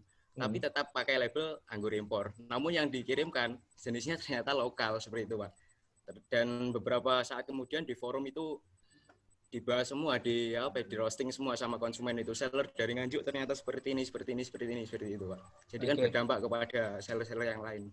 Nah, bagaimana akhirnya kamu sebagai penjual lain ya memberikan satu akhirnya misalnya ya kamu buat review yang produk anggur untuk yang akhirnya standar impor tuh yang mana? Kamu review detail dan kamu harus punya product knowledge yang lebih dari orang tersebut. Sehingga review itu mematahkan dari roastingan konsumen bahwa tidak semua. Mungkin ada oknum gitu. Karena dia mau jatuhin harga, biasanya gitu. Kalau memang kompetitornya banting harga, biasanya dia sampai, kalau dia punya modal besar ya, pokoknya bagaimana cara mematikan konsumen yang lain gitu. Biasanya banting harga, jegrek, ya udah, kita kehabisan dana juga, mau nggak mau ngikutin turunin harga gitu. Tapi harus pakai cara cerdas juga. Oke, buat review misalnya, detail. Lalu misalnya ngundang expert untuk orang menilai bahwa memberikan testimoni secara jujur untuk bahwa produk yang kita jual ini benar sesuai standar. Tunjukkan misalnya sertifikatnya misalnya. Jadi bantah itu dengan legal gitu. Dengan bukti gitu. Jadi jangan cuman enggak kita nggak gini, tapi buktiin gitu. Nah, dari situ kan harusnya kan ada ya. Dan itu bisa untuk akhirnya mengcounter bahwa tidak semua. Dan itu kan biasanya terakumulasi kekecewaan itu. Daripada kita fokus ke orang yang tadi, lebih baik kita ke fokus di bisnis kita, bagaimana produk kita tetap bisa dijual. Mungkin saran saya itu yang bisa dilakukan. Sehingga konsumen nanti akan menilai, oh enggak kok, saya ini dia produknya bener kok gitu, sesuai standarnya, sesuai apa yang dijanjikan kayak gitu. Oke, terima kasih Ahmad. Terima kasih, Pak. Sama-sama. Ya. Oke, selanjutnya tadi ada Eka Milenia, kenapa tadi kok diturunkan resennya? Mungkin ada yang mau ditanyakan dulu. Mungkin ada Eka yang salah, Milenia. mungkin salah pencet juga. Halo, Eka Milenia. Iya, Kak. Ya, Citi mau tanya? Iya, Cik. Oke. Assalamualaikum warahmatullahi wabarakatuh. Waalaikumsalam warahmatullahi wabarakatuh. Sebelumnya perkenalkan, nama saya Eka Milenia Tridamayanti dari kelompok Biomasa. Biomasa, oke. Jadi begini, Pak. Eka asalnya dari mana? Saya dari Tuban. Tuban, oke. Tuban potensinya di sana apa ya? Potensi daerahnya apa ya? Di sini industri itu, Pak. Apa? gunung kapur sama kayak industri semen-semen kayak gitu. Oke, selain itu potensinya ada lagi tuh, Ban? Sama potensi laut juga. Oke, Potensi laut sih, Pak. laut. Oke. Oke, good, menarik. Kemudian apa, Eka, Milenia? Jadi begini, kalau misal kita mempunyai bisnis dan sudah lumayan banyak customer-nya gitu kan, terus lalu kita ingin membuka reseller untuk produk kita. Nah, itu bagaimana caranya untuk menarik reseller itu dan meyakinkan mereka akan produk kita agar mereka itu mau bergabung gitu, Pak. Karena terkadang tuh ada orang yang datang sendiri untuk bertanya-tanya mengenai jual reseller itu bagaimana, tetapi nanti ujung-ujungnya tuh dia sendiri yang meremehkan produk kita gitu, Pak. Bisa jadi itu adalah kompetitor kamu yang menjadi calon reseller. Ya. Sehingga dia adalah mau survei nih, kalau reseller di sana tuh gimana gitu. Jadi kamu harus bisa membedakan juga orang-orang yang benar-benar mau jadi reseller atau tidak. Sebelum kamu akhirnya memberikan informasi terkait produknya kamu tanya dulu komitmennya atau ada prosedur sehingga dia akhirnya bisa terikat gitu. Nah, kemudian kamu ya kan bisa menawarkan ke orang yang sudah menjadi konsumen loyal kamu biasanya. Nah, konsumen loyal ini ketika diberikan opportunity peluang bisnis, dia sudah punya dia sudah tahu rasa produknya, lalu diberikan peluang keuntungan yang lumayan untuk kalau dia mau menjualkan, bonus yang diberikan, kemudahan dalam menjual, dan itu biasanya lebih memudahkan untuk kamu mendapatkan reseller dibandingkan kamu benar-benar memang membuka informasi untuk dibuka reseller itu pun enggak apa-apa gitu. Bagaimana akhirnya cara kerja kamu ya kan terhadap reseller, keuntungan apa yang mereka dapatkan, kelebihan apa yang mereka kedapatkan, itu yang kamu tawarkan jika dibandingkan usaha lain yang memberikan peluang untuk membuka reseller. Kemudahan-kemudahan itulah yang kamu berikan ke reseller. Karena reseller secara tidak langsung adalah pembelinya kamu kan, membeli produknya kamu. Karena itu kamu harus kelolakan dia sebagai pelanggan kategorinya. Cuman bentuknya reseller. Lalu kamu ada memang end user pengguna. Dan itu kamu harus petakan. Karakteristiknya seperti apa, lalu keuntungannya apa untuk yang mereka dapat. Ketika tadi misalnya langsung memberikan satu komitmen bahwa untuk menjadi reseller, ya kan, kamu harus coba dulu produknya gitu. Dan sebisa mungkin kamu menggali dulu informasi dari yang orang bertanya itu. Karena sekarang memang banyak akhirnya dengan kompetitor ya, mereka menanyakan ke kompetitor lain untuk menjadi seorang calon reseller misalnya, ataupun itu bisa jadi dilakukan. Kamu sudah ada produknya atau bagaimana, Eka? Iya, Pak, sudah ada. Apa itu? Lilin aromaterapi. Oke, lilin aromaterapi. Nah, kamu coba cari ya, kompetitor sejenis kamu itu siapa saja. Kalau kamu tahu, kamu produksi sendiri atau kamu ngambil?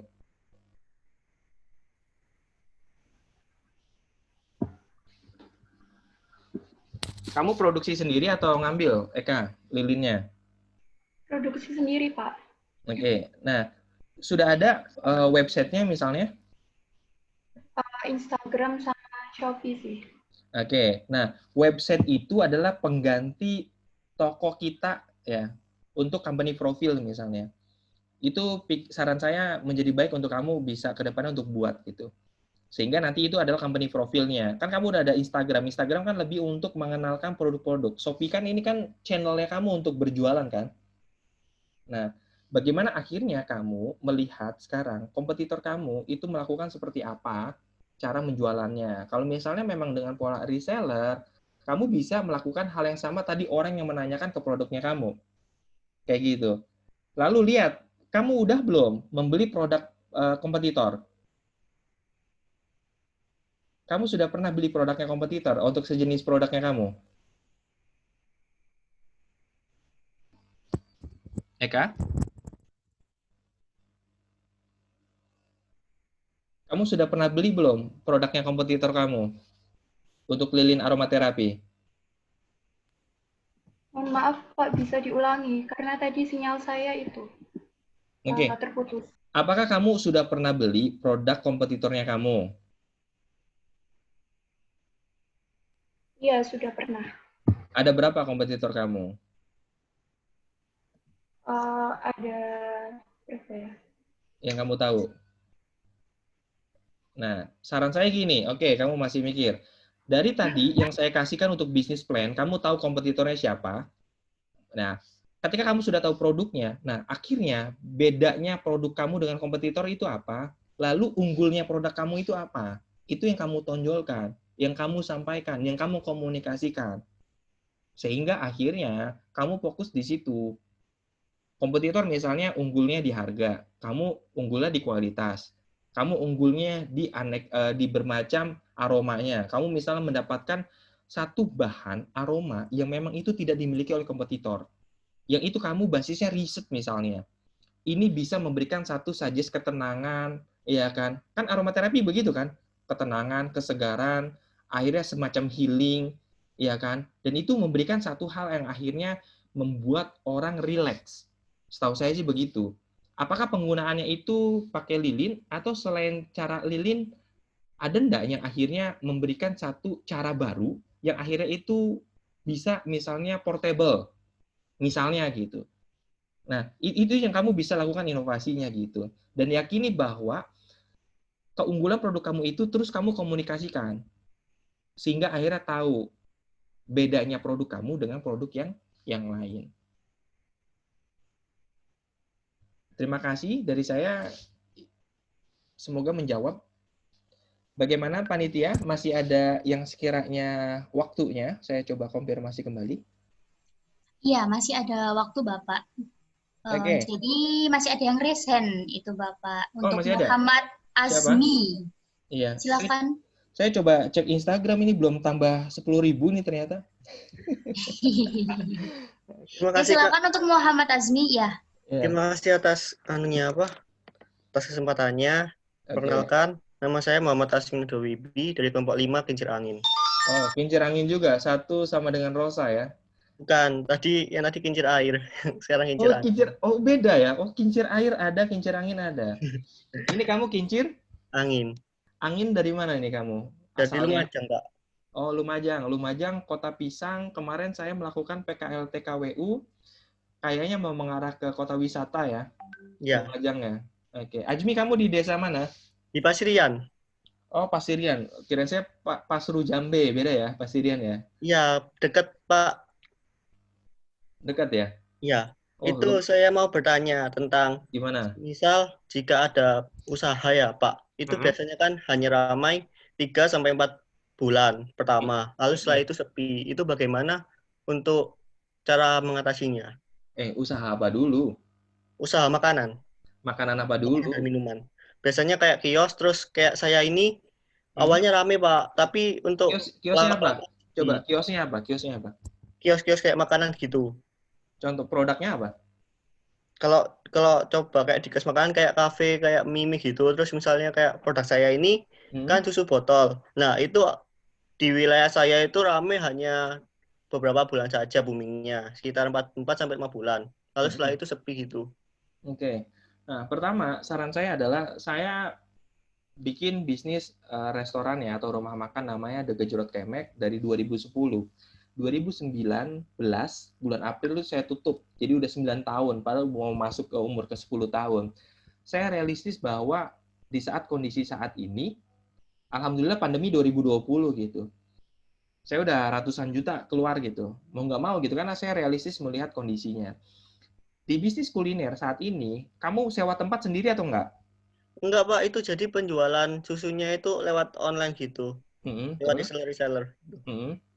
Nah, pertama adalah kamu lihat dulu, apakah kamu sudah punya database dari konsumen kamu. Oke. Apakah kamu sudah punya database-nya, konsumen kamu yang beli itu siapa, orangnya bagaimana, kapan dia suka minum susu kan ya? Iya. Nah, minum susunya kapan? Ya kan, saatnya. Lalu apakah kamu sudah melakukan profiling tadi? Kalau sudah, seharusnya yang kamu lakukan adalah memaintain konsumen yang sudah beli untuk dia tetap beli lagi di waktu yang sama. Bagaimana kamu menjelaskan tentang pentingnya minum susu secara rutin? Misalnya, lalu kamu bikin review manfaat susu untuk kesehatan, untuk pertumbuhan, untuk kecerdasan misalnya. Lalu kamu cari juga kolam-kolam yang ada orang-orang ataupun komunitas yang seperti mereka. Misalnya ternyata anak-anak muda yang suka olahraga. Lah kalau kamu ke perpustakaan, ya beda orangnya. Ya kamu main ke orang-orang yang tempat olahraga, misalnya taman, ya kan? Orang pacaran kalau itu. Jangan, ya kan? Ya deket taman itu biasanya ada tempat untuk olahraga kan? Gitu. Nah, kamu datangi ke sana kayak gitu, ya kan? Atau kamu cari juga, ya kan? Lewat sosial media yang kamu komunikasikan untuk kamu follow akun-akun yang memang sekiranya ini adalah bakal calon konsumennya kamu.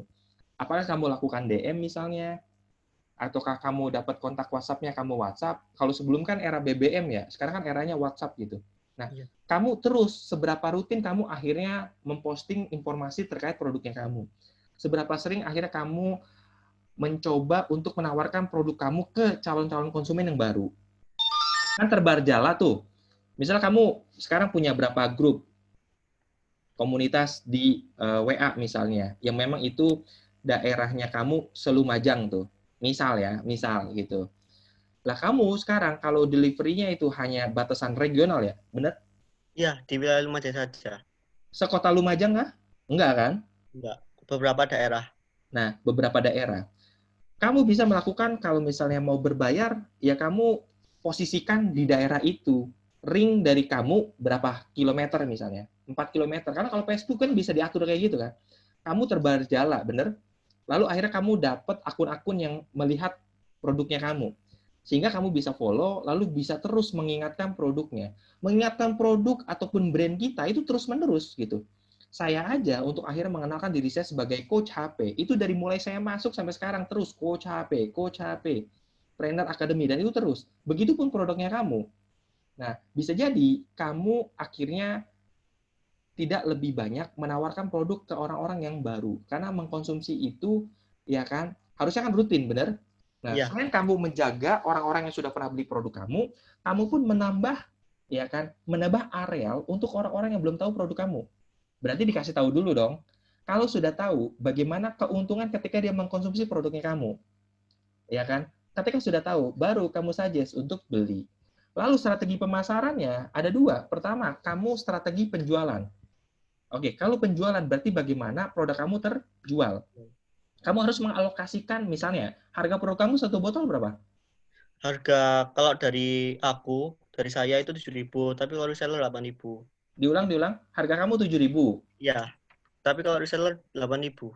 Kalau kamu akhirnya ini kan lebih banyak mana menjualnya? Ke reseller atau ke langsung? Lebih banyak ke reseller. Enggak ke penggunanya? Iya, ke reseller. Enggak langsung ke konsumen penggunanya? Jarang, Pak. Nah, pertanyaannya, ketika reseller bisa menjual produknya, kenapa kamu akhirnya hanya fokus ke reseller? Padahal peluangnya dia jual lebih mahal dan bisa. Seharusnya kamu punya channel juga untuk konsumen yang memang dia pengguna produknya kamu. Kalau kamu jual 7.000, keuntungan kamu berapa? Keuntungan saya itu per 50 botol itu 150. Nah, bisa tidak kamu akhirnya keuntungan kamu di waktu tertentu itu kamu untuk mendapatkan grab data banyak ya. Sekarang kamu akhirnya turunkan 100.000 itu kamu sharingkan ke reseller. 100.000-nya misalnya. Kalau 50 ya tadi ya. Berarti harganya kamu turunkan lagi. Harga promo, maksud enggak? Untuk orang si reseller itu dia bisa juga menawarkan produknya lalu akhirnya memberikan promo juga. Maksud enggak? Ya. Sehingga menarik untuk si reseller mau beli produknya kamu. Kalau kamu misalnya mengambil keuntungan tadi per botol jadi jatuhnya berapa? Apanya, Pak? Keuntungannya kalau per botol, 1 botol misalnya. Nggak pernah menghitung per botol. Nah, makanya itu kamu harus mampu menghitung per botol. Sehingga begini, kalau kamu jualnya 100, kan tadi kan keuntungannya sekian ya. Kalau sampai dengan limit optimal ya, kamu bisa jual 200, ya kan? Dengan biaya yang sama, berarti kan keuntungan kamu lebih banyak. Harusnya kan begitu. Karena ada biaya tetap yang sekiranya kalau di-up produksinya, itu bisa menambah keuntungan, benar? Sampai limit optimal. Nah, itu bisa dilakukan. Kalau kamu akhirnya masuknya ya ke produk yang memang itu tanda kutip produk yang massal, itu harus memikirkan produksi yang banyak untuk mendapatkan keuntungan yang banyak. Sehingga harga jual itu bisa kamu tekan. Maksudnya, Ya, kalau akhirnya produk kamu itu bisa lebih murah dalam persepsi konsumen dengan beli produk yang komersial, ya pabrikan misalnya, insya Allah itu bisa menjadi kesempatan untuk kamu menjual lebih banyak dan juga menarik reseller untuk mendapatkan keuntungan lebih banyak. Kan dia tadi cuma dapat margin 1.000. Kalau dia jual 7.500, dia hanya dapat 500. Kalau reseller kamu kasih 2.000, lalu kamu dapat 500, oke, dan produk kamu yang harusnya dijual 100 menjadi 300 dengan keuntungan yang sama, itu akan mendorong reseller menjual lebih banyak produknya kamu. Itu strategi yang bisa dilakukan. Mungkin saran saya itu. Ya, gini Pak, jadinya itu kalau ke reseller itu saya ngeluarinnya itu 6.000 Pak. Jadi keuntungannya 2.000 itu udah dari dulu gitu. Tapi kendalanya itu kita itu cuma rame pada apa ya, rame-ramenya banget itu cuma pas Ramadan itu. Setelah itu udah agak sepi lagi gitu. Nah, makanya itu kamu harus tahu si konsumennya kamu itu orang-orang yang seperti apa, kebiasaannya bagaimana. Dia kapan minum susunya? Apakah pada saat puasa misalnya? Puasa itu kan ada Senin Kamis. Misalnya, kamu misalnya coba keliling masjid-masjid yang mengadakan kegiatan untuk buka bersama ada tidak misalnya. Itu kan memberikan peluang dan kamu harus tahu kebiasaan konsumen kamu lalu yang dia lakukan sebelum mengkonsumsi produk susu itu apa? Apakah orang-orang yang habis olahraga misalnya? Jadi kamu harus tahu, jangan-jangan kamu akhirnya belum tahu siapa konsumen kamu, sehingga kamu seakan-akan udah nggak ada yang beli gitu. Padahal konsumennya ada, cuma belum tahu produk kamu gitu. Nah, PR kamu itu untuk kamu cari, mau nggak mau kalau misalnya tidak bisa secara langsung, kamu lewat sosial media, lewat komunitas yang dia ikutin, lewat akun yang dia follow siapa. Berarti kan ada kemiripan. Misalnya kamu punya 10 data akun sosial media ya, Instagram misalnya. Konsumen kamu atau reseller kamu misalnya kan ya. Reseller ini jualnya kemana sih? Kamu harus cari informasi ke reseller kamu. Sehingga kamu bisa bantu promosinya reseller kamu. Sehingga ini kan adalah pemasarnya kamu kan? Iya. Nah, itu yang memudahkan untuk mereka mau menjualkan produk kamu. Siap. Terima kasih Pak atas jawabannya. Ya, sama-sama.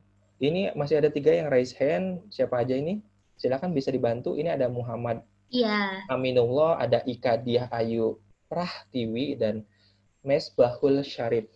Panitia memberikan kesempatan yang mana nih? Dari tadi yang masih raise hand ada Muhammad Aminullah. Silakan. Assalamualaikum warahmatullahi wabarakatuh, Pak. Waalaikumsalam warahmatullahi wabarakatuh. Perkenalkan, nama saya Muhammad Aminullah dari kelompok Kicirangin. Kicirangin. Dari Besuki, Pak. Banyuwangi? Besuki, Pak. Besuki itu Situbondo. Nah, bimbingan saya itu Muhammad Diaudin, itu dari Besuki, kalau kamu kenal nanti. Semester 7 MBU. Dia Ubin, Pak. Muhammad Diaudin, kan Muhammad Aminullah kan kamu. Masih family harusnya kamu nih. Dia dari Besuki, dia bilang. Coach, saya dari Besuki. Kamu nanti cari aja ya.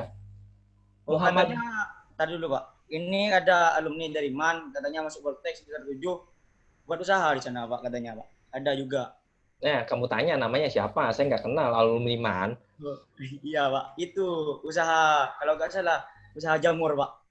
Nah, jamur saya belum tahu. Saya baru tahu dari kamu ternyata.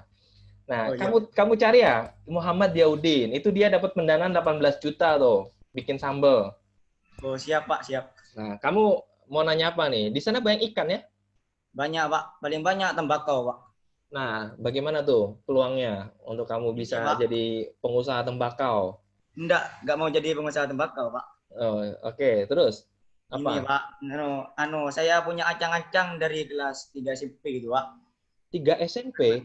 Ya. Kamu kelahiran tahun berapa kamu? Ya, Pak. Kelahiran tahun berapa kamu? 2001? 2002, Pak.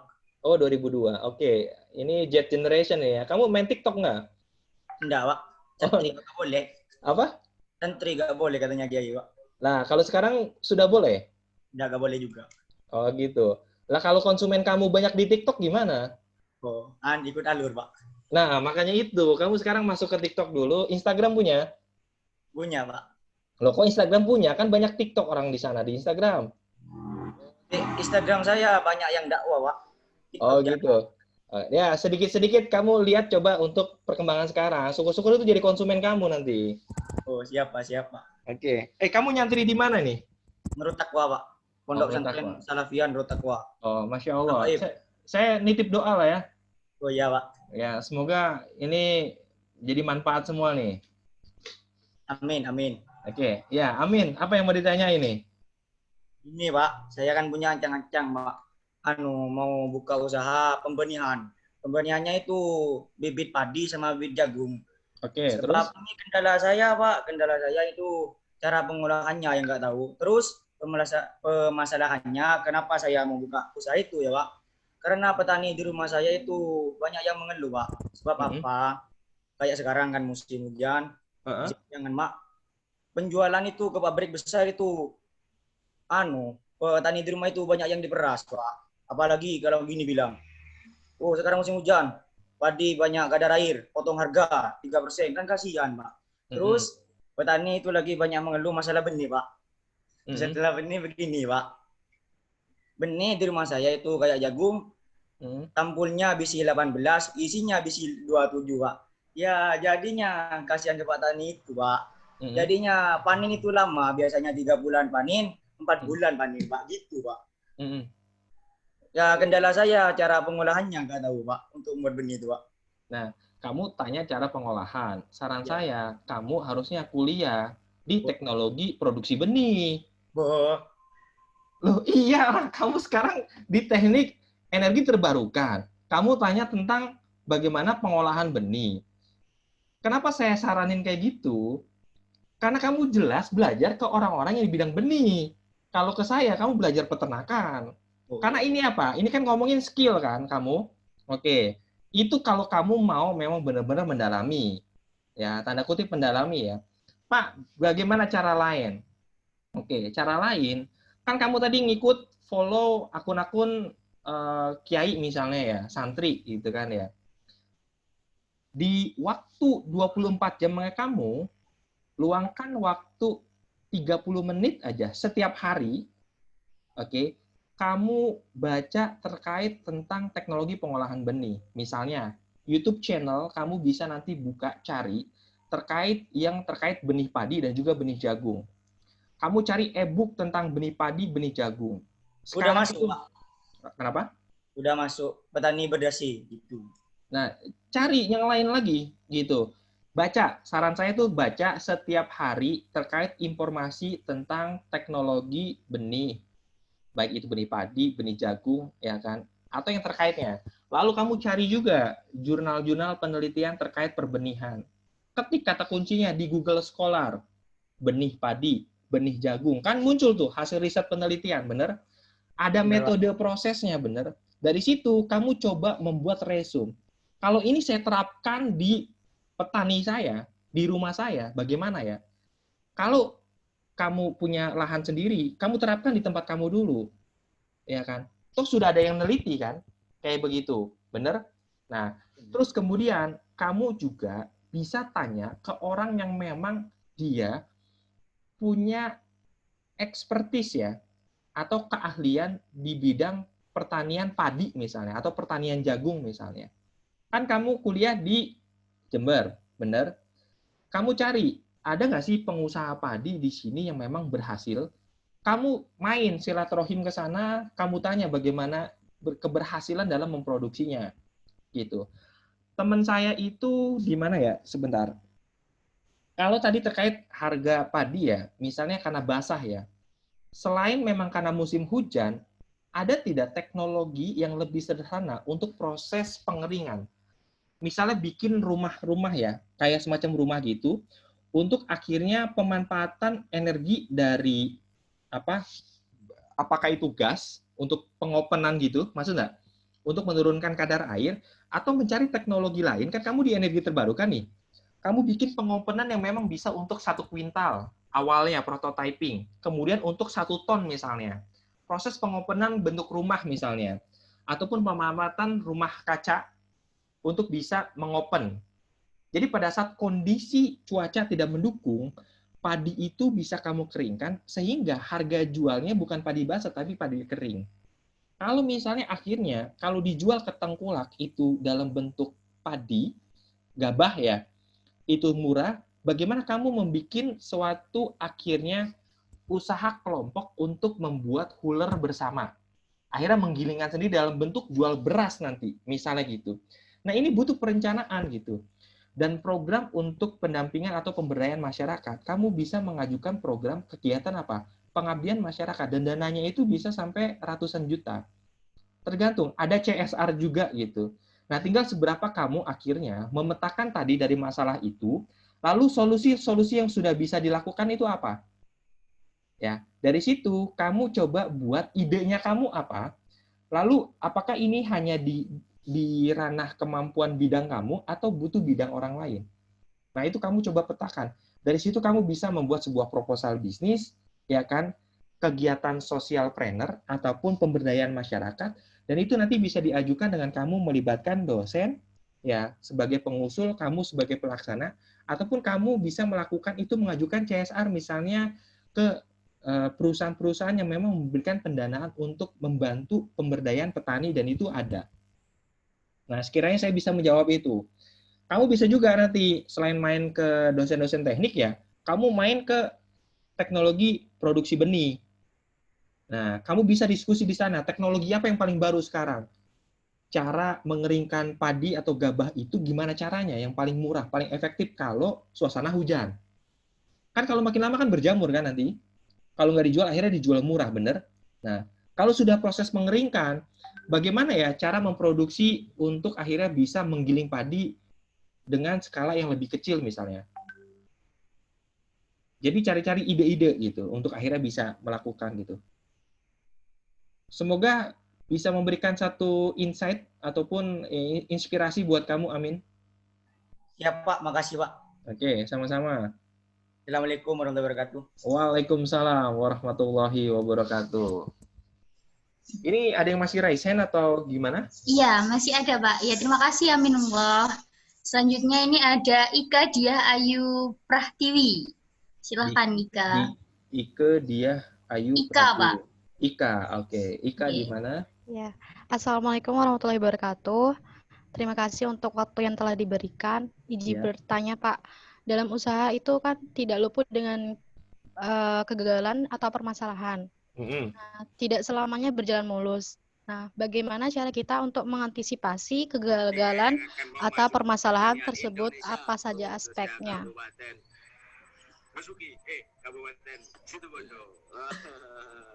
Ini suara dari mana nih? Ada suara masuk. Ika, kamu asal dari mana?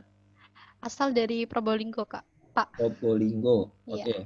Bisa diulang sedikit tadi? Oh iya. Dalam usaha tidak luput dengan kegagalan atau permasalahan. Tidak selamanya berjalan mulus.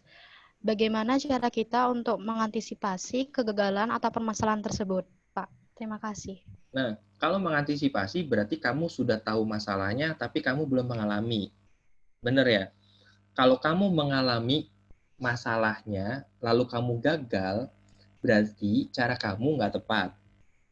Oke, caranya dua. Tadi saya udah kasih percontohan adalah pertama, kamu trial and error. Kalau kamu akhirnya untuk mengalami kegagalan itu sendiri, berarti kamu tidak belajar dari kegagalan orang lain. Berarti kamu mengalami sendiri, berarti trial and error di diri kamu dalam berwirausaha.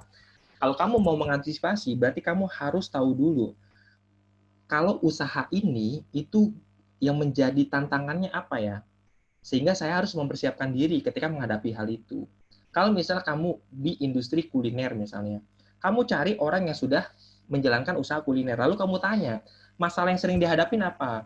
Harga bahan baku, cara jualnya, cara produksinya. Nah, dari situ kamu antisipasi dengan apa? Pertama, tambah pengetahuan dengan apa? Belajar. Belajar itu bisa baca buku, bisa baca blog, bisa nonton YouTube, bisa nonton IGTV di Instagram, ataupun baca postingan-postingan orang, bisa juga cek Pinterest, bisa juga baca hasil riset, penelitian, bisa baca e-book. Nah, apakah kamu sekarang sudah meluangkan waktu atau tidak? Sama halnya Amin tadi. Dari tantangan itu, apakah mau menambah kapasitas pengetahuan atau tidak? Kalau kamu tahu, tahap berikutnya adalah kamu praktekkan. Oke, kalau untuk cara pemasaran efektif itu lewat Instagram. Caranya adalah dengan memposting, sharing kebaikan, kemanfaatan setiap hari itu minimal 1 postingan. Sudah tahu nih caranya kamu, tapi kamu nggak lakukan. Dapat hasil nggak? Enggak. Cuma dapat angan-angan aja gitu. Hanya sekedar tahu, itu pengetahuan. Kalau kamu praktikin, jadi kamu tahu nanti, saya sudah posting nih setiap hari. Kenapa kok yang respon sedikit? Bisa jadi jam postingnya. Kamu posting jam 9, padahal orang-orang pada bekerja, pada fokus untuk akhirnya kuliah gitu. Kamu posting jam 9. Coba kamu postingnya pukul 11 sampai pukul 1, atau pukul 12, pukul 1. Atau nanti sore, pukul 5 sampai pukul 7. Pik-piknya tuh untuk orang baca Instagram gitu. Akhirnya tepat, ada komennya. Selain foto misalnya, kamu ada video gitu. Nah, sehingga akhirnya kamu tahu, oh ternyata banyak interaksi, sehingga di situ akhirnya orang lebih banyak tahu tentang produk kamu. Nggak langsung hanya jualan aja, misalnya kayak begitu. Nah, kedua adalah kamu dengan ikut training misalnya. Dari yang kamu tidak tahu, kamu tahu, di training itu biasanya nanti ada sedikit informasi untuk kamu melakukan praktek. Kalau mau lebih dalam lagi, kamu ikut workshop. Workshop itu biasanya 60% itu praktek. Cara memasarkan lewat digital marketing. Kamu dapat materinya, kalau workshop itu lebih dalam untuk kamu praktek. Misalnya lewat FB Ads ya, AdSense-nya FB gimana sih? Atau sekarang dengan adanya YouTube gimana sih? Atau lewat Google AdSense gimana sih? Gitu. Walaupun kamu misalnya tokonya kuliner, dengan kemampuan Google, kamu yang awalnya orang sulit mencari informasi, lalu kamu bikin Google Map, lalu kamu tambahkan foto di sana, foto produk, foto tempat, sehingga memudahkan untuk orang mencari. Itu pun bisa membantu. Yang awalnya mungkin orang-orang yang mungkin di atas 2 generasi di atas kita, mungkin tidak populer. Gitu. Nah, peran kamu adalah memudahkan untuk orang lain tahu produknya kamu. Nah, keterampilan kamu bisa kamu latih lagi dengan kamu apa? Kamu bekerja di tempat yang memang sesuai dengan kebutuhan kamu. Kamu terjun di situ, sehingga kamu akhirnya terlatih di sana. Kayak gitu. Berikutnya kamu bisa lakukan dengan apa? Kamu di-mentoring oleh orang yang memang sudah melakukannya. Sehingga kamu diajarin. Samalnya, adakah tempat kursus setir mobil? Kan ada ya? Tapi kan di situ langsung kan, 100% praktek kan? Teorinya kan nggak ada. Kamu nggak dikasih materi dulu, ini loh bagian mobil, ini setirnya, kan enggak. Langsung praktek kan? Nah, kamu butuh mentor seperti itu untuk kamu diarahkan. Ya, kamu ikutin dulu caranya. Nah, berikutnya kamu bisa ke seorang konsultan yang dapat menyelesaikan masalah kamu. Kamu tidak bisa ngitung pajak. Taunya sebagai business owner adalah dapat uang masuk, uang keluar. Lalu ditagih pajak, ini gimana nih? Kayak gitu. Nah, kamu bisa ke konsultan pajak gitu. Kemudian ada seorang coach yang akhirnya bisa memberikan overview ke kamu untuk melihat potensi yang kamu miliki, sehingga kamu sadar, oh ya ternyata saya punya potensi untuk bisa dikembangkan. Dan itu bisa menjawab tantangan yang sekiranya sedang dihadapi, akan dihadapi, atau juga mengambil pembelajaran dari yang telah kamu hadapi. Semoga bisa menjawab. Ika Diah Ayu. Baik Pak, sudah cukup jelas. Terima kasih sarannya Pak. Ya, sama-sama. Ini saya tunggu ya follow-nya ya. Saya targetnya nambah jadi 10.000 nih. Ternyata belum nambah banyak nih. Tolong nanti di DM ya biar saya tahu ya. Nanti ngaku-ngaku mahasiswa TET lagi. Kan banyak sekarang kayak gitu kan, akun-akunnya fake gitu. Di private lagi ya kan, nyebelin juga kan. Jangan di private ya. Oke. Biar saya bisa lebih kenal ke kalian ya.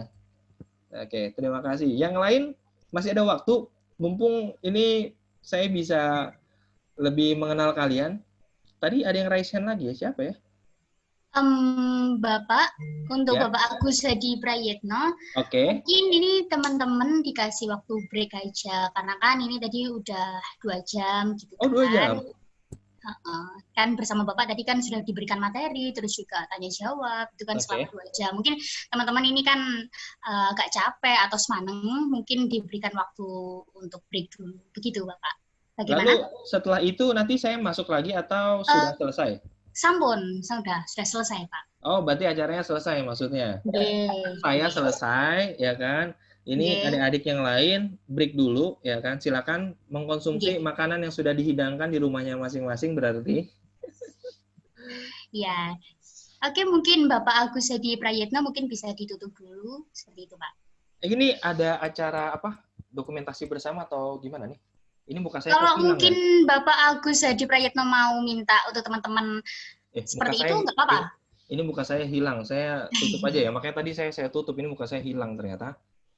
Oke ya, nggak apa-apa ya, saya pakai ini aja. Ini muka saya hilang ternyata ini. Ya, silakan teman-teman bisa action dulu nih, mau di print screen, mau di screenshot ya Bapak ya? Iya, nanti saya dikirimkan ya. Oh gitu, dari kami? Iya, dari kalian bisa dibantu? Atau dari saya ya? Kalau dari Bapak monggo, dari kami juga monggo. Oh, dari kalian aja ya? Oh, ngoten. Ini saya coba dulu ya, Pak. Iya. Atau mungkin dari hostnya. Halo, Mas Radian. Ini muka saya kenapa hilang ya? Halo, silakan, Mas. Silakan. Ya, silakan teman-teman. Bisa dihitung dulu, Mas Radian. Ini kenapa hilang ya muka saya ya? Oke, saya tutup aja dulu deh, nggak apa-apa deh. Silakan dihitung, Mas Radian. Ya, 1, 2, 3. Bentar. Lagi. 1, 2, 3. Semoga viral nanti ya. Biasanya ini ada yang stalking ini di tengah-tengah kuliah begini nih. Amin. Iya. Oh ya tadi jangan lupa teman-teman. Apakah sudah Mas Radian?